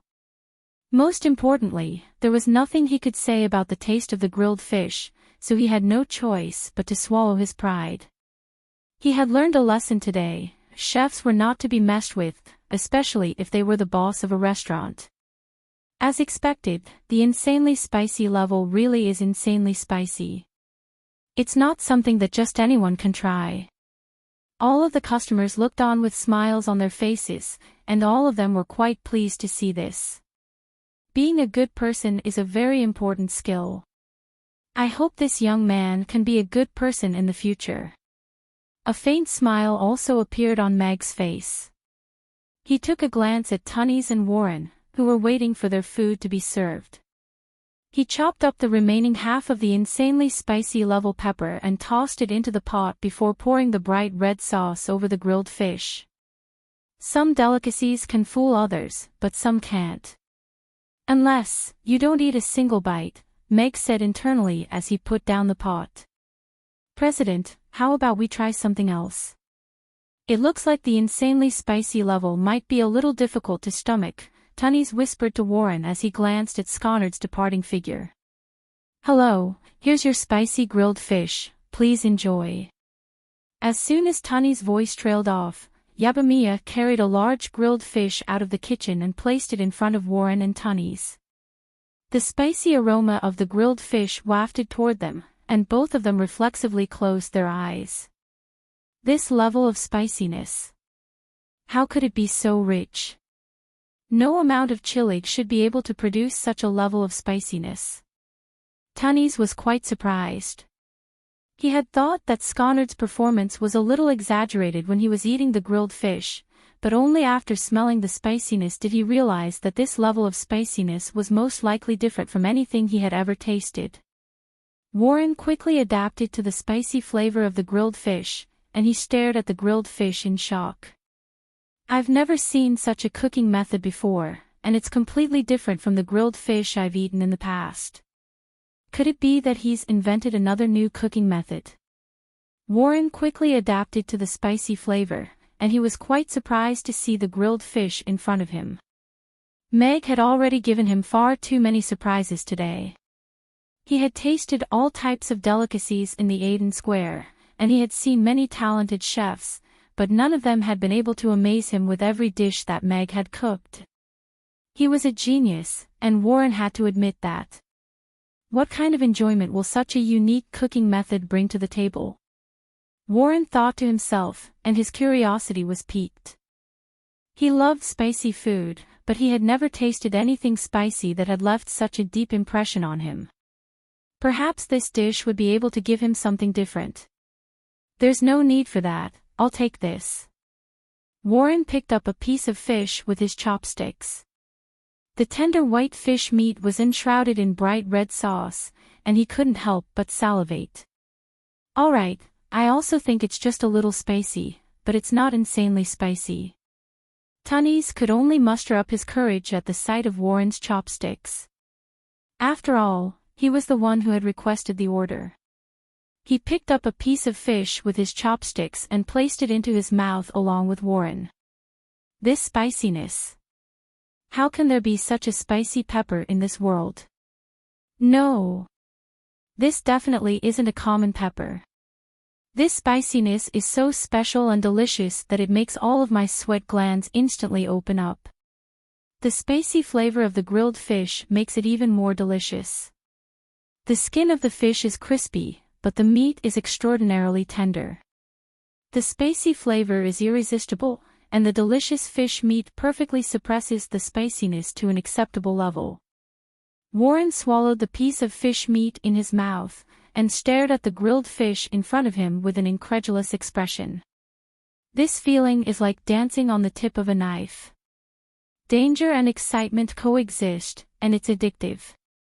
Warren's chopsticks had already picked up a second piece of fish, and he seemed to have lost control of himself.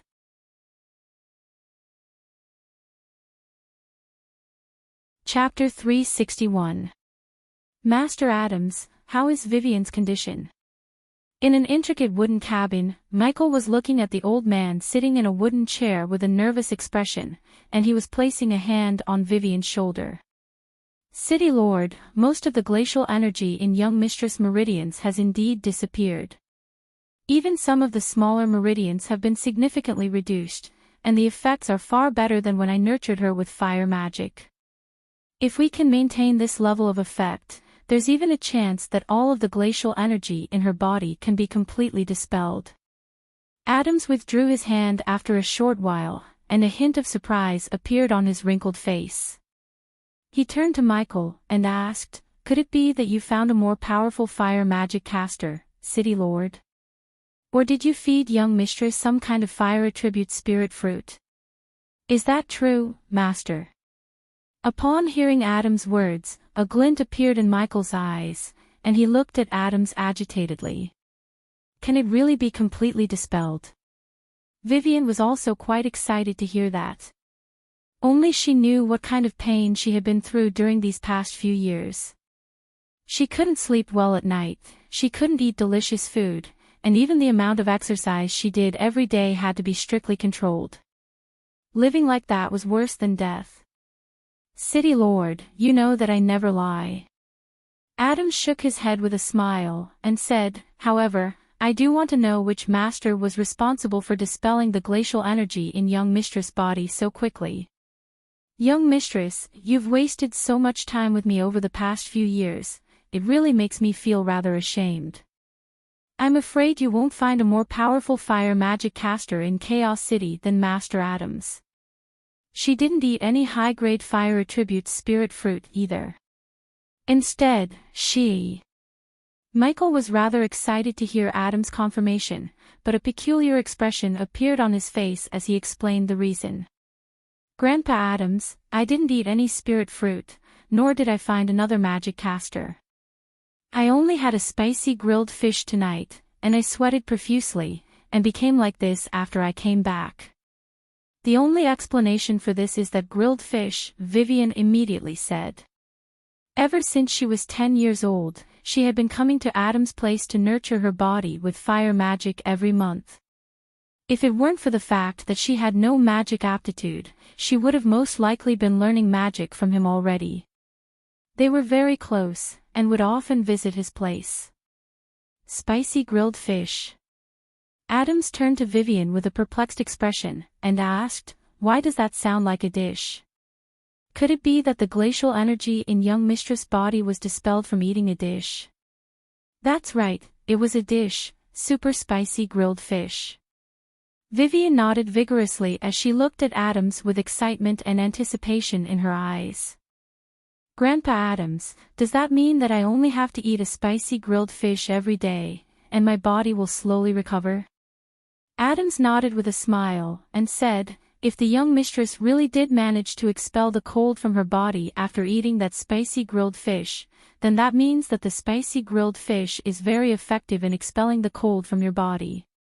As long as you continue to eat it, you should be able to slowly expel the cold from your body. Even if you can't make a full recovery, as long as you can expel all of the cold from your meridians, it won't affect your daily life. That's great. I just want to have a good night's sleep every day and live a normal life, and I finally have a chance to realize that now. I'm going to eat a grilled fish every day until I'm cured. Vivian was so elated that she jumped up and down on the spot. At this point, she had completely abandoned her cold and aloof image, and her mind was completely filled with dreams of grilled fish and sleeping until she woke up naturally. A smile also appeared on Michael's face at the sight of Vivian's elated expression. He had already forgotten how long it had been since he last saw such a happy smile on Vivian's face. Aside from the occasional smile that would appear on her face when she was with Luna, her face was almost always expressionless. Father, I think it's very important that we clear the name of this restaurant. It's so unfair that a restaurant like this, which can even cure my illness, can't even make it onto the Aiden Square Food Competition Rankings board. Vivian glowered at Michael as they sat in a horse-drawn carriage heading toward the city lord's castle. Michael was silent for a moment before he seemed to have made up his mind, and nodded as he replied, I'll take care of this matter. Well, okay. Vivian nodded as she continued, also, I saw the president of the Catering Association enter that restaurant tonight. If he still insists on removing the restaurant from the rankings board after tasting its food in person, then I have a feeling that there's something wrong with him. All right, go back and have a good night's sleep. Michael smiled as he looked at Vivian with a doting gaze. Tonis immediately regretted his words. He had just said that the grilled fish was nothing special, but he had slapped himself in the face in the blink of an eye. A scorching sensation spread through his entire body, and for someone like him who didn't really like spicy food, it was as if he had been plunged into spicy hell. This level of spiciness was completely different from anything he had ever tasted in the past. It was irresistible, and when paired with the delicious fish, he felt as if he were walking a fine line between heaven and hell. He was unable to control his hands as he continued to pick up the fish with his chopsticks. His mouth and tongue no longer belonged to him, and sweat was gushing out of his body like water pillars. Aside from the scorching sensation, there was also a sense of contentment. Tonis could already sense the mocking smiles on the faces of the other customers, but he didn't have the energy to pay them any heed. The most important thing right now was to use the delicious fish to suppress the scorching sensation. They could pretend that the first few dishes weren't delicious, but there shouldn't be any way to explain their current behavior, right? All of the customers looked on at the two of them who were enjoying the grilled fish amid the scorching heat, and all of them wore smiles on their faces. Perhaps only Mr. Mac could cook such a delectable dish. If they still want to maintain some semblance of dignity, then they'll probably reinstate Amy's onto the rankings board, right? Meg thought to himself as he looked on at the two of them who were enjoying the dish. Mr. Mac, right? You really are a genius among chefs. When they were paying the bill, Warren, whose clothes were completely drenched in sweat, looked at Meg with a smile, and his eyes were filled with admiration. You're too kind, President Warren. To be honest, I wish I could be a genius as well, Meg replied with a smile. Perhaps you will be. Warren nodded as he placed the money on the table and turned to leave. Ma Meng. This fish. It's too spicy. Tonis pointed at his completely swollen mouth as he hurriedly left with Warren. What a sly old fox. Meg narrowed his eyes as he turned around and entered the kitchen. This guy didn't mention a single word about whether or not he would reinstate Amy's onto the rankings board. At 9:00 in the evening, Meg politely declined the customers' requests for dinner with a smile on his face. He then turned off the lights on the billboard outside and prepared to close for the day.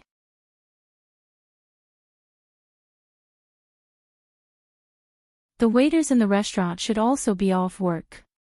Furthermore, my daughter has to go to school early in the morning, so I have to put her to bed early.